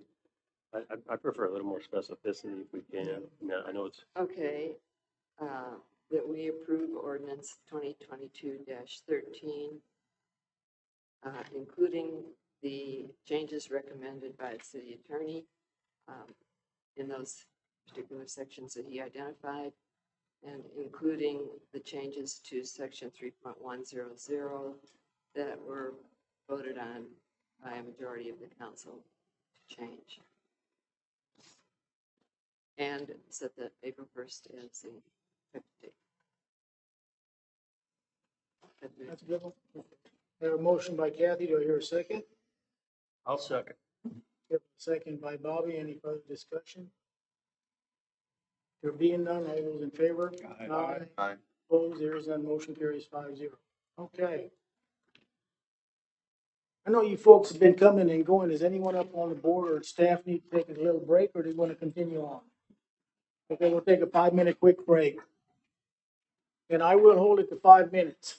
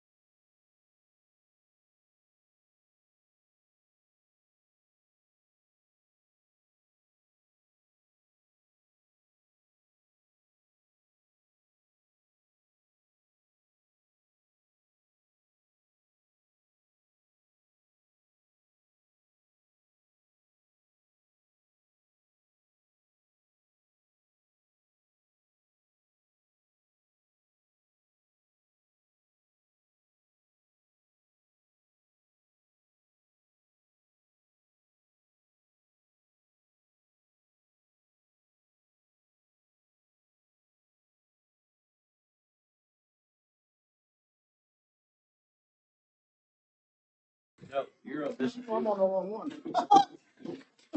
You sound like Tom. Okay. I don't hear myself out there. Well, that's what I'm at. Okay, we're gonna get back. It's been 5.5 minutes and I said the ship is sailing after 5. Okay, we're going to move. We got everybody back? Yeah, okay. Is anybody left out there, Brian? If you would gather them up. Okay, I'm gonna move item 9B now to this area.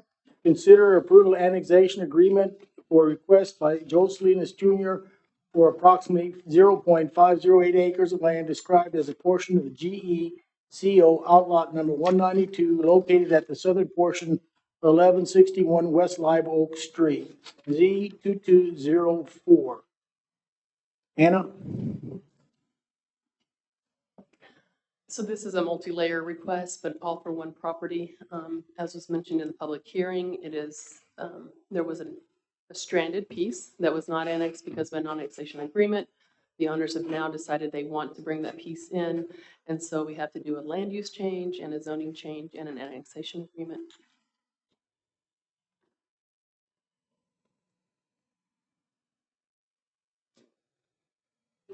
P&Z did recommend approval. Okay, thank you, Anna. I know, do you want to come up to say anything? It's not necessary. Not- Okay. Well, I'm not gonna thank you for that, but thank you. Mayor, I believe that they've already executed the agreement. Yes. They're in agreement with the proposed agreement, Okay. and it's, and the agreement doesn't have any capital improvements. There's already improvements planned in that area because of the West Live Oak annexation, and so there will not be additional capital improvements needed for this annexation. It's really the back half of a tract that's already been annexed. Yeah, I think Kent's explanation a while ago pretty well nailed it for us, or at least for me for sure. Any questions, please? Yeah. So Joey, first you said no, and now you're saying yes. Yeah, no, yes. And you're not gonna change your mind? No, I think Okay. Okay. Any other questions, council? Staff, any more comments? If not, I'll entertain the motion. Oh, go We'll ahead. need, we'll need to act on 9B first, maybe. Oh, yeah. 9B. Yes, Got 9B? That's what I thought I was on. Okay. I just want to remind you. Mayor, I move that we approve the annexation agreement with Joe Slins Jr.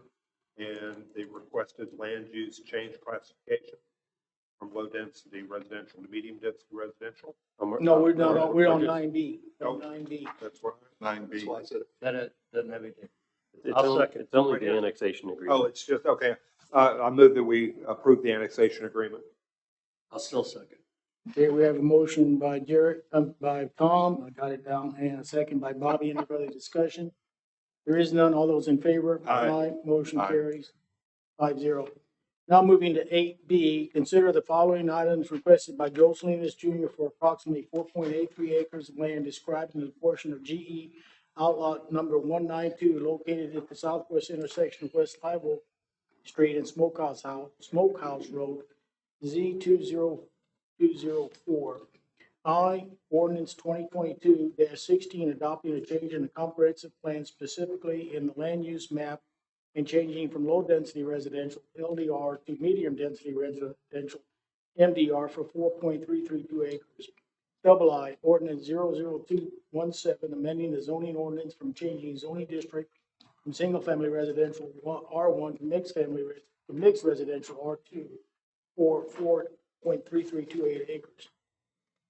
Triple I, ordinance 2022-18, adopting a change in the comprehensive plan specifically in the future land use and change from low density residential LDR to medium density residential MDR for 0.508 acres.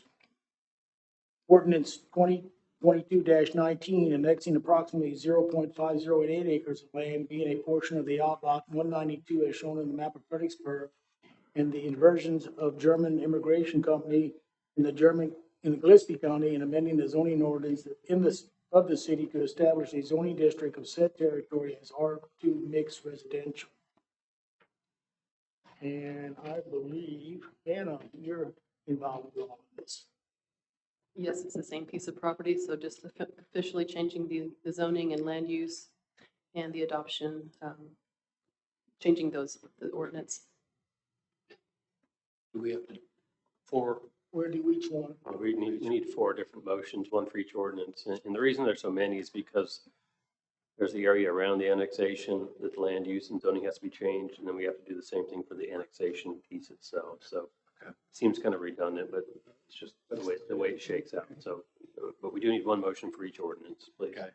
I move to approve ordinance 2022-16 as presented. Second.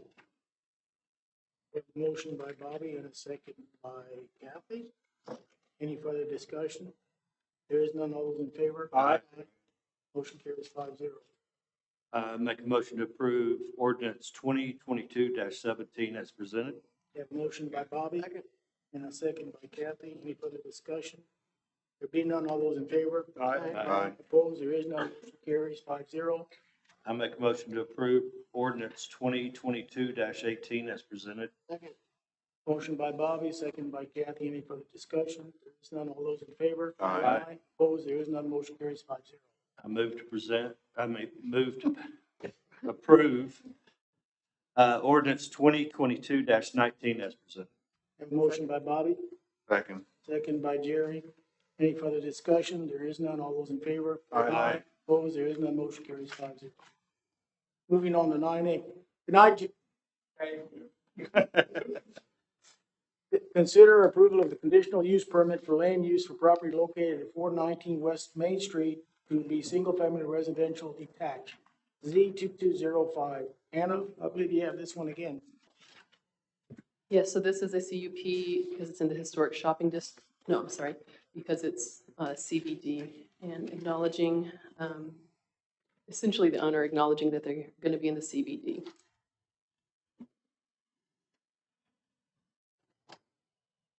That concludes your report. That concludes my report. Thank you, Anna. Well, that's a neat old house, and we walk by it every 3 times a week there, and I think it'd be great to have it as a residence there. Is that a motion? Yeah, you betcha. I'll second. We have a motion by Jerry. Do you want to make that a formal, do the correct, Z2205? Yeah, please. Yeah, where's it at again?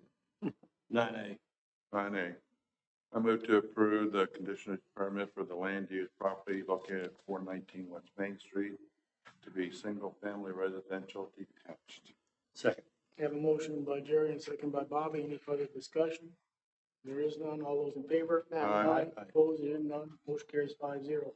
Moving to 9C, consider approval of bid award for the city broadband project award and approve a market service agreement with consortium of JC Communication, Plumber and CompSpace, GDT, and HCTC.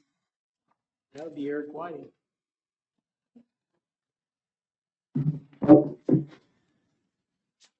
Mayor and council, thank you for your time this evening. My name is Eric Wadding, IT Director for the City of Fredericksburg. I'll be presenting the city broadband project. And quickly, I want to go over some history and explanation of kind of what broadband is. Lee, can you get me over on the PowerPoint, please, ma'am? Okay, you want me to do that real quick?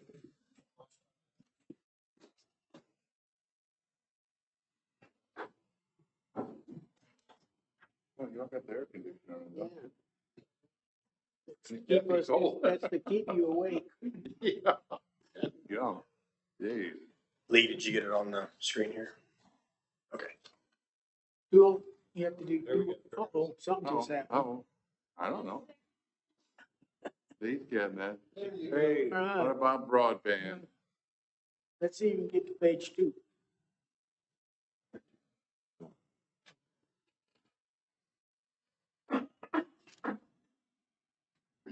All right, guys, I'm going to go over just a quick reference of broadband and where we were about 15, 20 years ago even before the first iPhone came out. But what broadband represents is internet, cellular services, and transmission of data. Kind of like if a bank were to transfer large amounts of data back and forth to their campusers. That's kind of what the word broadband represents. So let's look at about 20 years ago when we were all just utilizing email, blogs, and just static web pages. We were using very small amounts of data at that time. The average person was using about 1 to 1.5 megabytes. Very minimal infrastructure at that time. And now we fast forward to today's usage, and we're utilizing quite a bit more, from around 10 to 15 megabytes per an individual's usage, daily usage, when we're doing streaming of music, video, Netflix, social media. So that's really increased the dynamic consumption of the amount of usage on the internet and broadband in general. Demand has skyrocketed from a business standpoint to individual user standpoint, and then the complexity has definitely increased over the past 15, 20 years. I'd give a pretty good analogy on the average person usage and a business usage. So if you would take the size of a stirring straw and you were to shove a piece of paper through it, one piece of paper, that's about the average usage of an individual nowadays. The amount of usage that a business were to use, for instance, like the city of Fredericksburg, would be the size of a hula hoop. And we would take several boxes of paper, with reams and reams of paper, and you can usually put about 5 reams in a box. So the average usage, daily usage of a individual will be about 1 or 2 reams. For the city of Fredericksburg, it's around 52,000 in one single day. So that really kind of gives us the idea of a complexity of what this project will entail.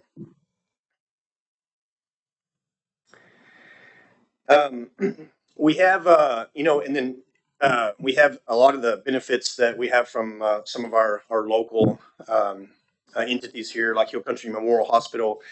They've been on a fiber network that we've had in place since the mid-90s. We put a hub and spoke in. It's grown over the years to around 13 miles, and every city campus, was about 14 campuses, are included in that. FISD and the county utilize it to have all their campuses connected, and then like the hospital also utilizes our data center and does all their backups and stuff at our data center. So at this time, we do not have businesses that can take advantage of that because we have kind of reached our capability of our network. And of course, the public doesn't have any capability of using it now. So fast forward to where we are today. About a year ago, the chamber had formed a technology committee, and then a branch off of that became the broadband committee. We then were asked to join in. Jay Malencroft is here. He's been the chairman to kind of kickstart this off from last year. It involved the Chamber of Commerce and a lot of large support from the businesses from the chamber, the EDC, and both of those entities has been a big driving factor in the past couple of years to move forward with expanding our broadband capabilities. Of course, the city of Fredericksburg, the county, Hill Country Memorial is definitely interested. I'll touch on kind of how that comes around here in a minute.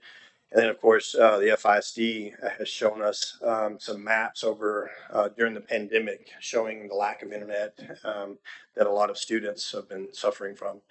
And then definitely through the pandemic, we found that there was a lot of push for working at home.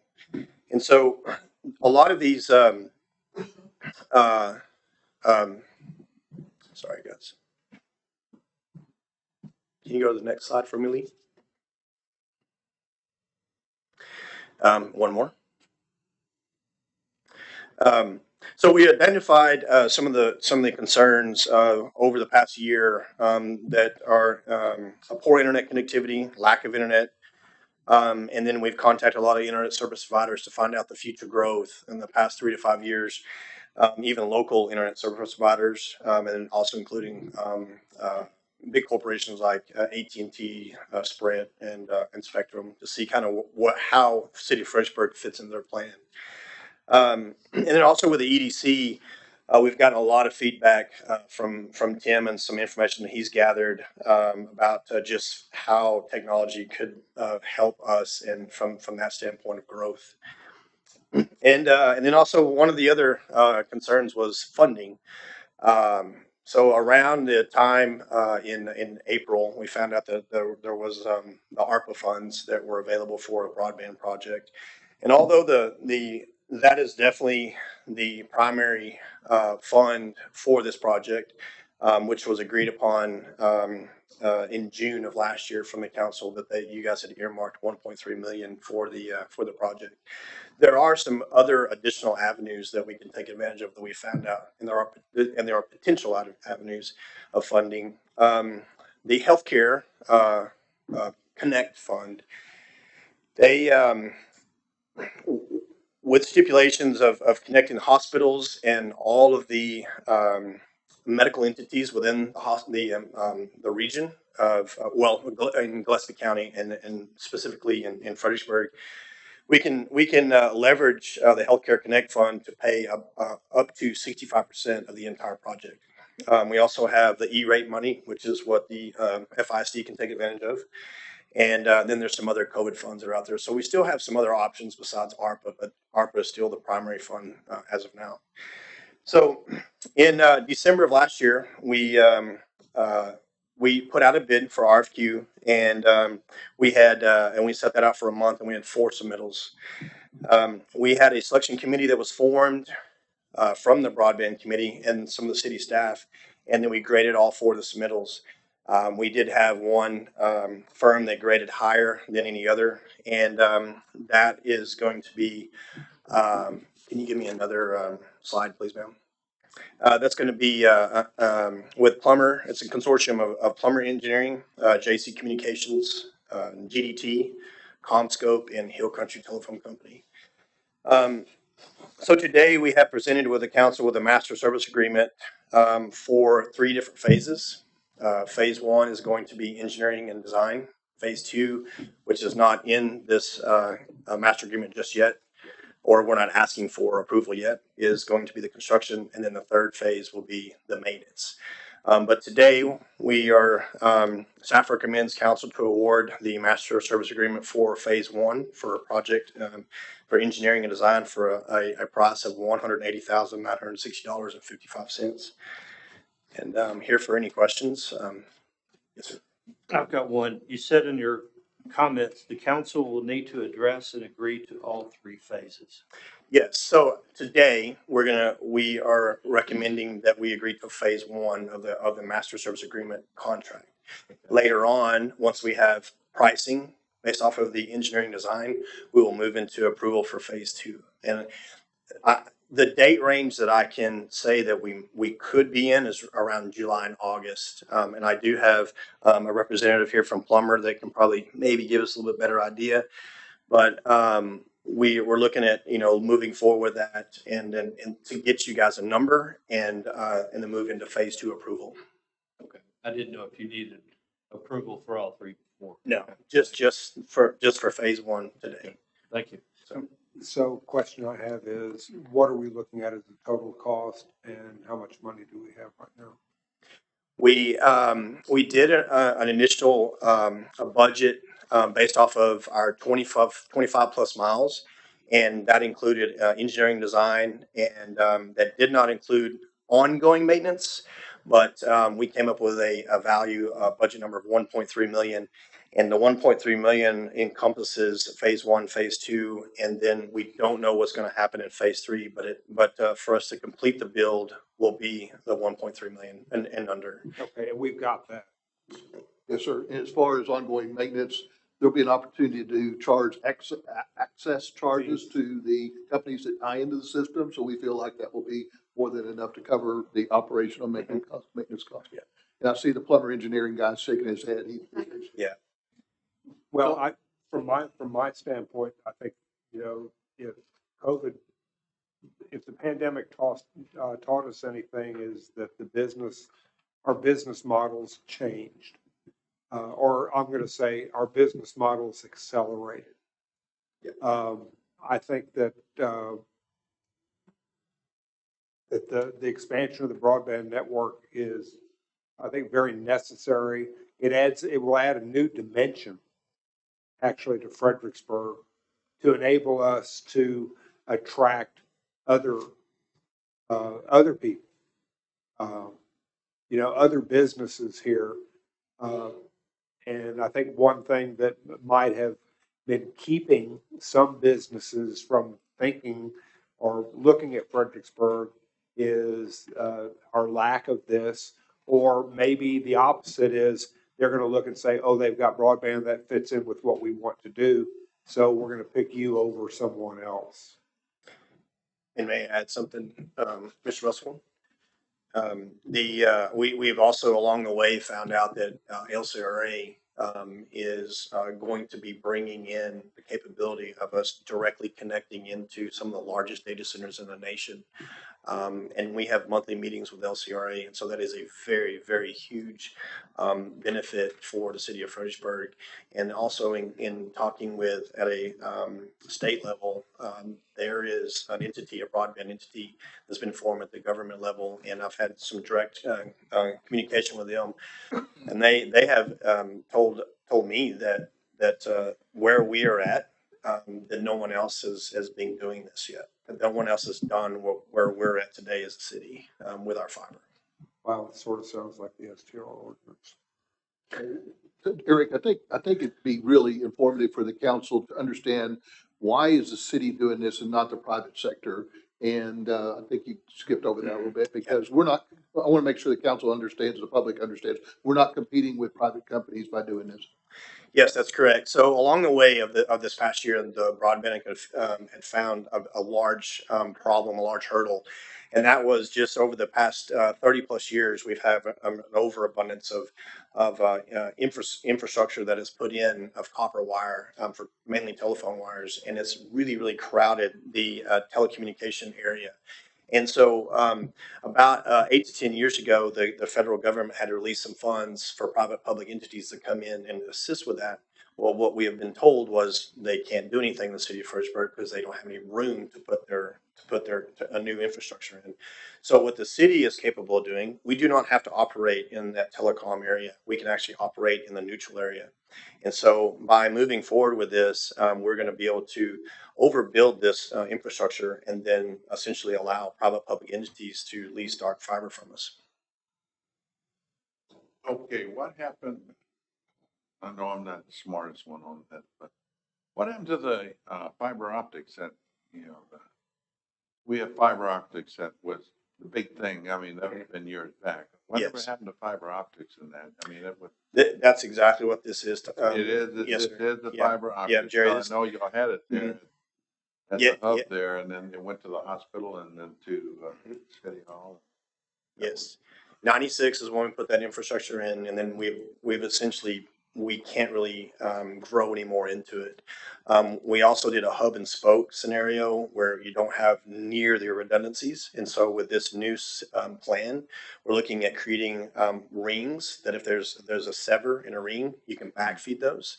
And so it makes it very enticing to businesses to come in that we have that very, very large redundancy and little to no downtime because of that. Mayor, can we invite Jay and the gentleman from Plumber Engineering to offer some comments? They've waited around for 3.5 hours. Yeah. I take it you're spending the night, right? No, actually, I'm driving back to New Braunfels tonight. Good evening, guys, mayor, council, city staff. Fredericksburg's kind of a unique space, as Eric alluded to, that a lot of cities are looking at this, they're thinking about it, they're talking about it, they're not actually executing on it. So what it gives you the opportunity is actually, number one, grow operation of your own network and protect your own city assets along with your partners. What we're seeing, what Fredericksburg has, and we're not seeing anywhere else, is school districts, hospital districts, seeing the city itself, the county itself, and even entering into interlocal agreements with other agencies adjacent to Kerrville, Bernie, adjacent counties. It gives you the ability to grow. You're building the backbone foundation for this communication network to do that. What you're also doing too is you're allowing the city to monetize this and actually have it as a leasing asset to where it can operationally pay for itself over time. So the life of fiber can be 30 to 40 years. So you're making a 30 to 40 year investment in something that's not necessarily going to go away. You just build upon it and you utilize it to expand your services. That's what it is. So it's a good, smart investment. And we're working with Eric. We're going to make sure we design a network that can, number one, support what you got today, but it can be expandable and grow as well. We don't want to build it once and you have to come back 5 years later and build it again. We want to build it once and you can add on to it, bolt into it as you go forward, depending on what the city needs are. So that's our goal to do that. Any questions? Thank you. So okay, thank you. Tie-in, like say, you're talking about Turtle and Bernie. Yes. Fredericksburg, teaming up with them. Now, can any other cities around here team up with us on it too, or Atlanta or Mason or whatever? Absolutely. It depends on interconnectivity between the cities and the counties to do that. So kind of think of kind of a puzzle of spiderweb growing. So you have the ring going around like this, and if you add spokes to that ring, you can grow that web as you go forward. So the edge of that web can be a county, it can be other entities, it can be you name it, really. It's just how you interconnect. And the LCRA coming into it's huge because they have a huge geographic footprint across the state. Yeah. So once you're physically attached into that network, it really grows your capabilities of interoperating with other agencies as well. Are these things interactive or with like if you have Marble Falls in that area in there? There's a potential for that. Absolutely, yes. Okay. It depends on agreements and equipment running but initially what you're connecting is that layer of backbone of fiber optic connectivity that's almost limitless in what it can do for you. It's just a matter of what you put on the end of it, what it can provide. So I was at a meeting that Eric sponsored a couple of weeks ago where we had a representative from Hill Country Memorial. They're very excited because we're talking about transferring medical data like EKGs and not only within the hospital, but within the hospital and Fredericksburg Clinic and all the other clinics around town to be able to transfer that data just immediately is going to be a great benefit to all the medical providers here. Absolutely. That's just one use case of many that's available to that. So yes. So Eric, how long has this process been going on? Well, we started this in February of last year and February of 21. And would you consider that what we're trying to do here, your committee, Jay, and this is very forward thinking, isn't it? We're doing things that other communities are not. Absolutely. Yeah, this is it's even really hard to fathom what we're about to do. I mean, we didn't really know what we were doing 26 years ago, and it's been unbelievable the capabilities of what we can do with fiber, and looking at what we're doing now and growing that into we have public usage of it it's unbelievable. So this sure doesn't seem like any incompetence. This is really forward thinking. See, I remember Netscape Navigator at Fredericksburg High School in 1996.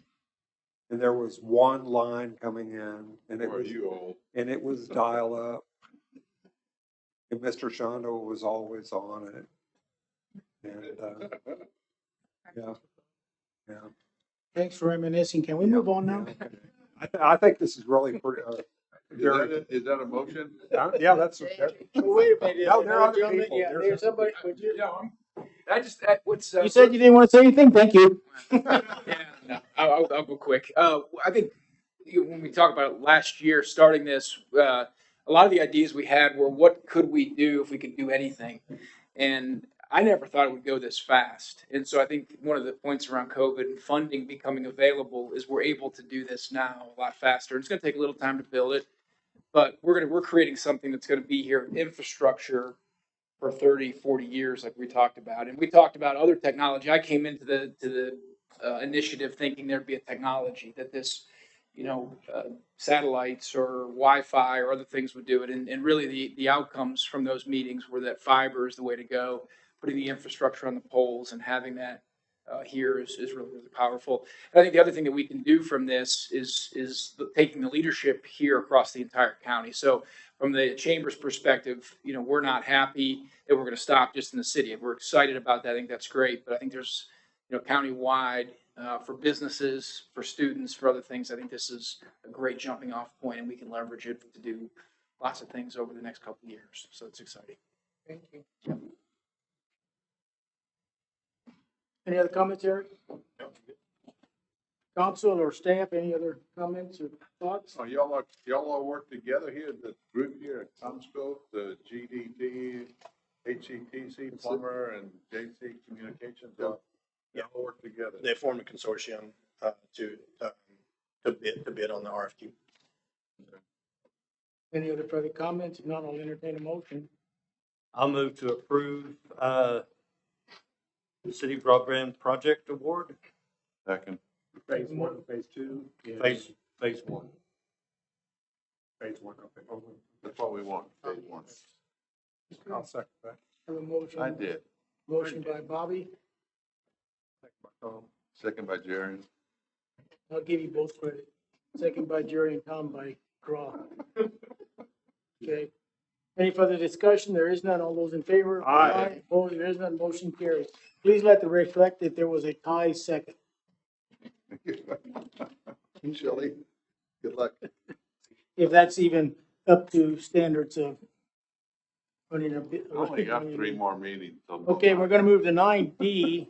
Consider approval of the interlock cooperation agreement with the mutual aid with Kerrville and Bernie IT departments for the purpose of information technology service. Eric, you get to come back.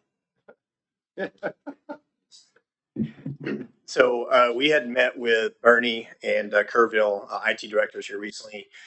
And because of COVID and just really the cybersecurity issues that we've been facing over the past couple of years, what we would like to do is have an interlocal agreement to where we could either loan equipment back and forth, and then or attempt to get help from those 2 different cities if we needed some assistance with a cybersecurity attack. This is just I believe Kerrville has already got it approved, Bernie has already got it approved, and this would just be a very good handshake situation that would really assist all 3 of the communities.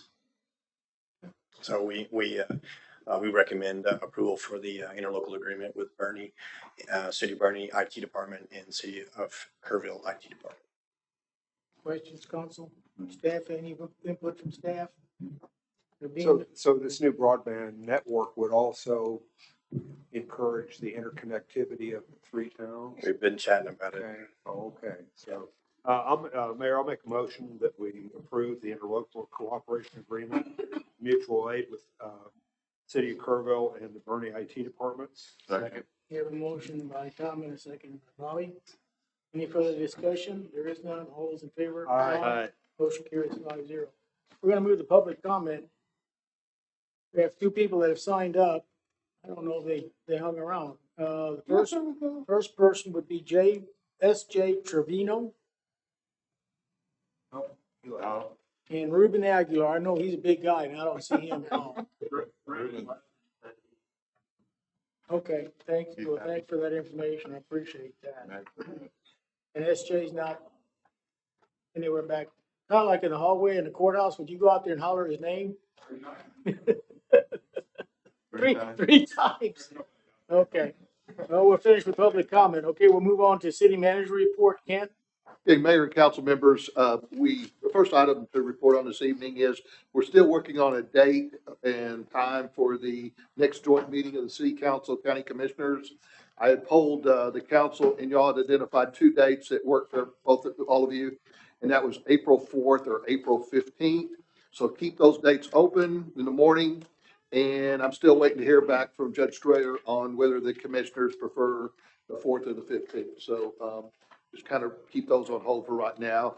Some of the agenda items we talked about for that joint meeting was the report from the fire chief on the recommended site for the 3rd fire station. He has a report on that. We have an update on the sports park. We want to talk, I think, about that with the county. fire EMS communication systems. And then, somebody had suggested we invite, Mr. Michelle there, to give an update on housing. I think by then he'll have his local housing study completed, and he can report that to the council and commissioners at that meeting. So those are the items we've identified so far. Yes, on the dates, were they April 4th and April 14th or 15th? 15. I had the 14th. Well, I have, 14th and 15th. I actually had a different, I had April, I think you had a conflict on the 14th. I had April 5th April 5th and 14th? and 14th. Well, I just wrote it down, so. Which one did you say, the 4th, didn't you? Yeah. 4th and the 15th. So then the 4th, that's a city council meeting. Right. Okay, so it'd be the 5th, I'm sorry. Okay, well, I wanna be sure my laptop here is correct. No, you're right. It's the 5th, April 5th and the 14th. 5th and 14th. Yes, sir. That's right. 5th and, okay, 5th and the 14th. Yes. Okay. Okay, so leave those dates Thank you. open and hopefully I'll Okay. hear from you tomorrow. I've got it on the calendar.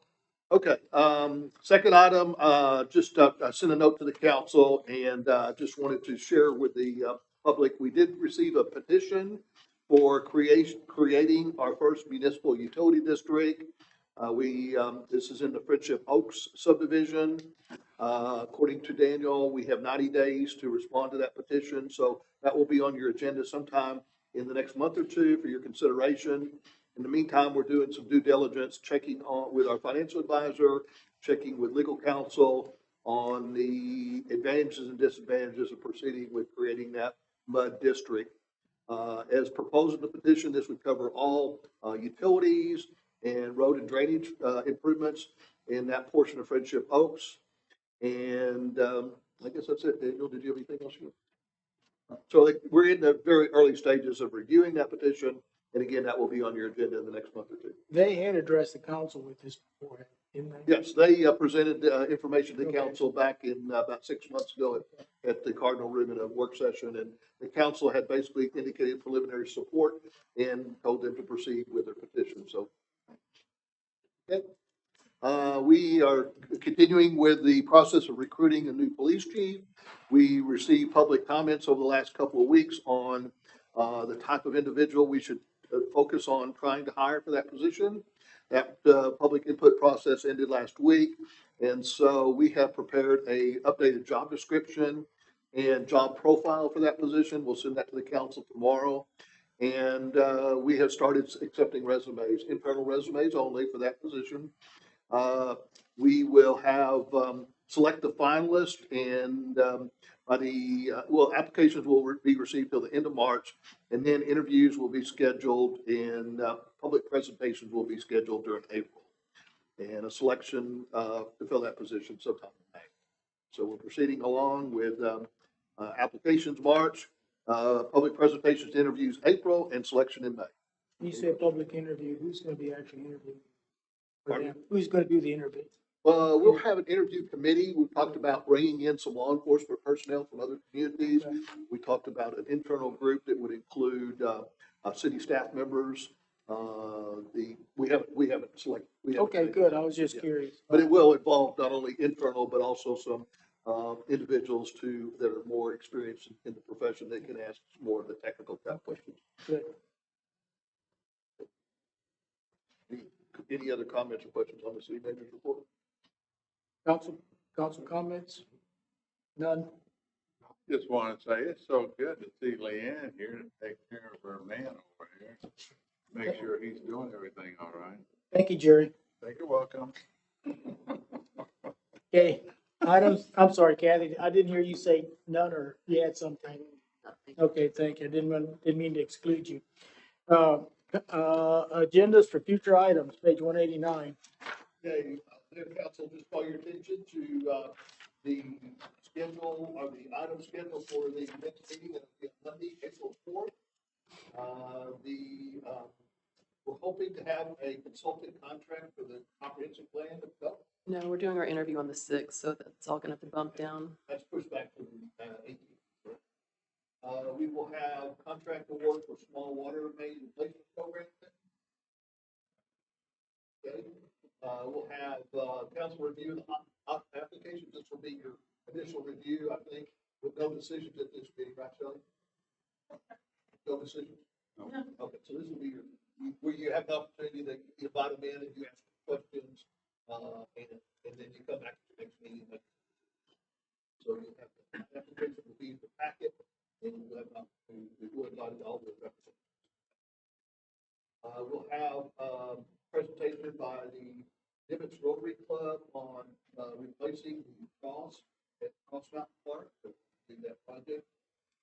We have a bid award for Christmas lights. We budgeted, I think, about $120,000 this year to place a lot of Christmas lights on market plots. And bid approval will be presented to council.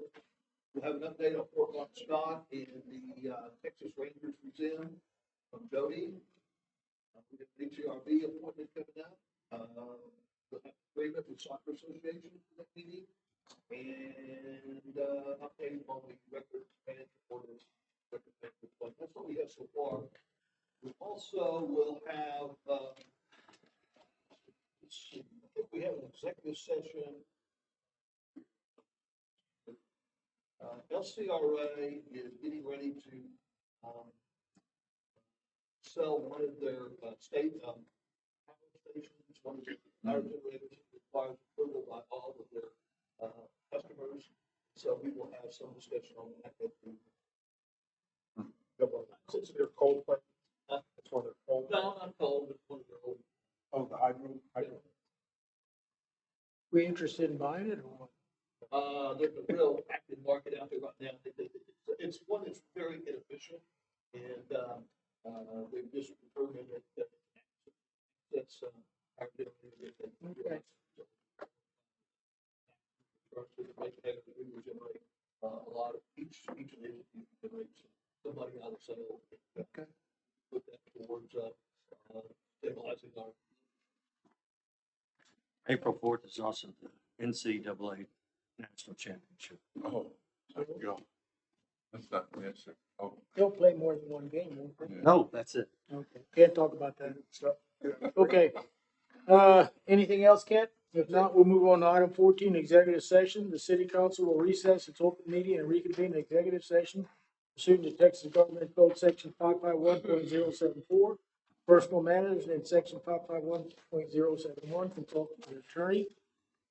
A, consider to discuss the appointment, evaluation, and or duties of public officer or employee, specifically the city manager, Section 551.074. And consider discuss the city of Fredericksburg, Texas versus Archery LLC and Fiesta on the River RV Resort LLC pending in the 216 District Court, 551.07, 551.071. Entertain a motion. I move we go from regular to executive. Have a motion by Jerry and a second by Bobby. All those in favor? Aye. Opposed? There is none. Motion carries. Thank you all.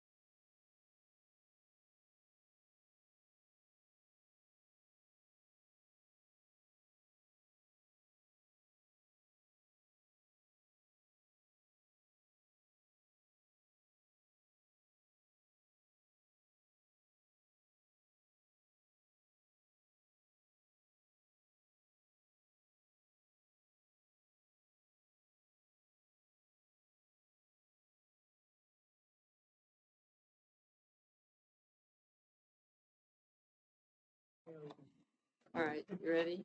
Are we live? Okay. All right. Okay, Kathy, if you'll, We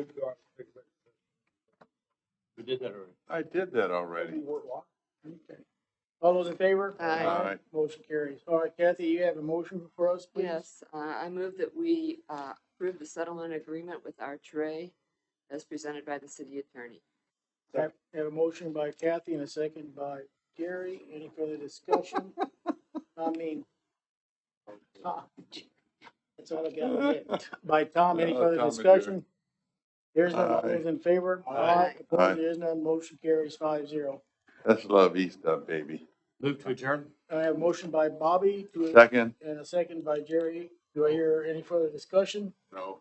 All those in favor? Aye. Aye. Motion carries 5-0. Good night, everybody, and thank you for being here.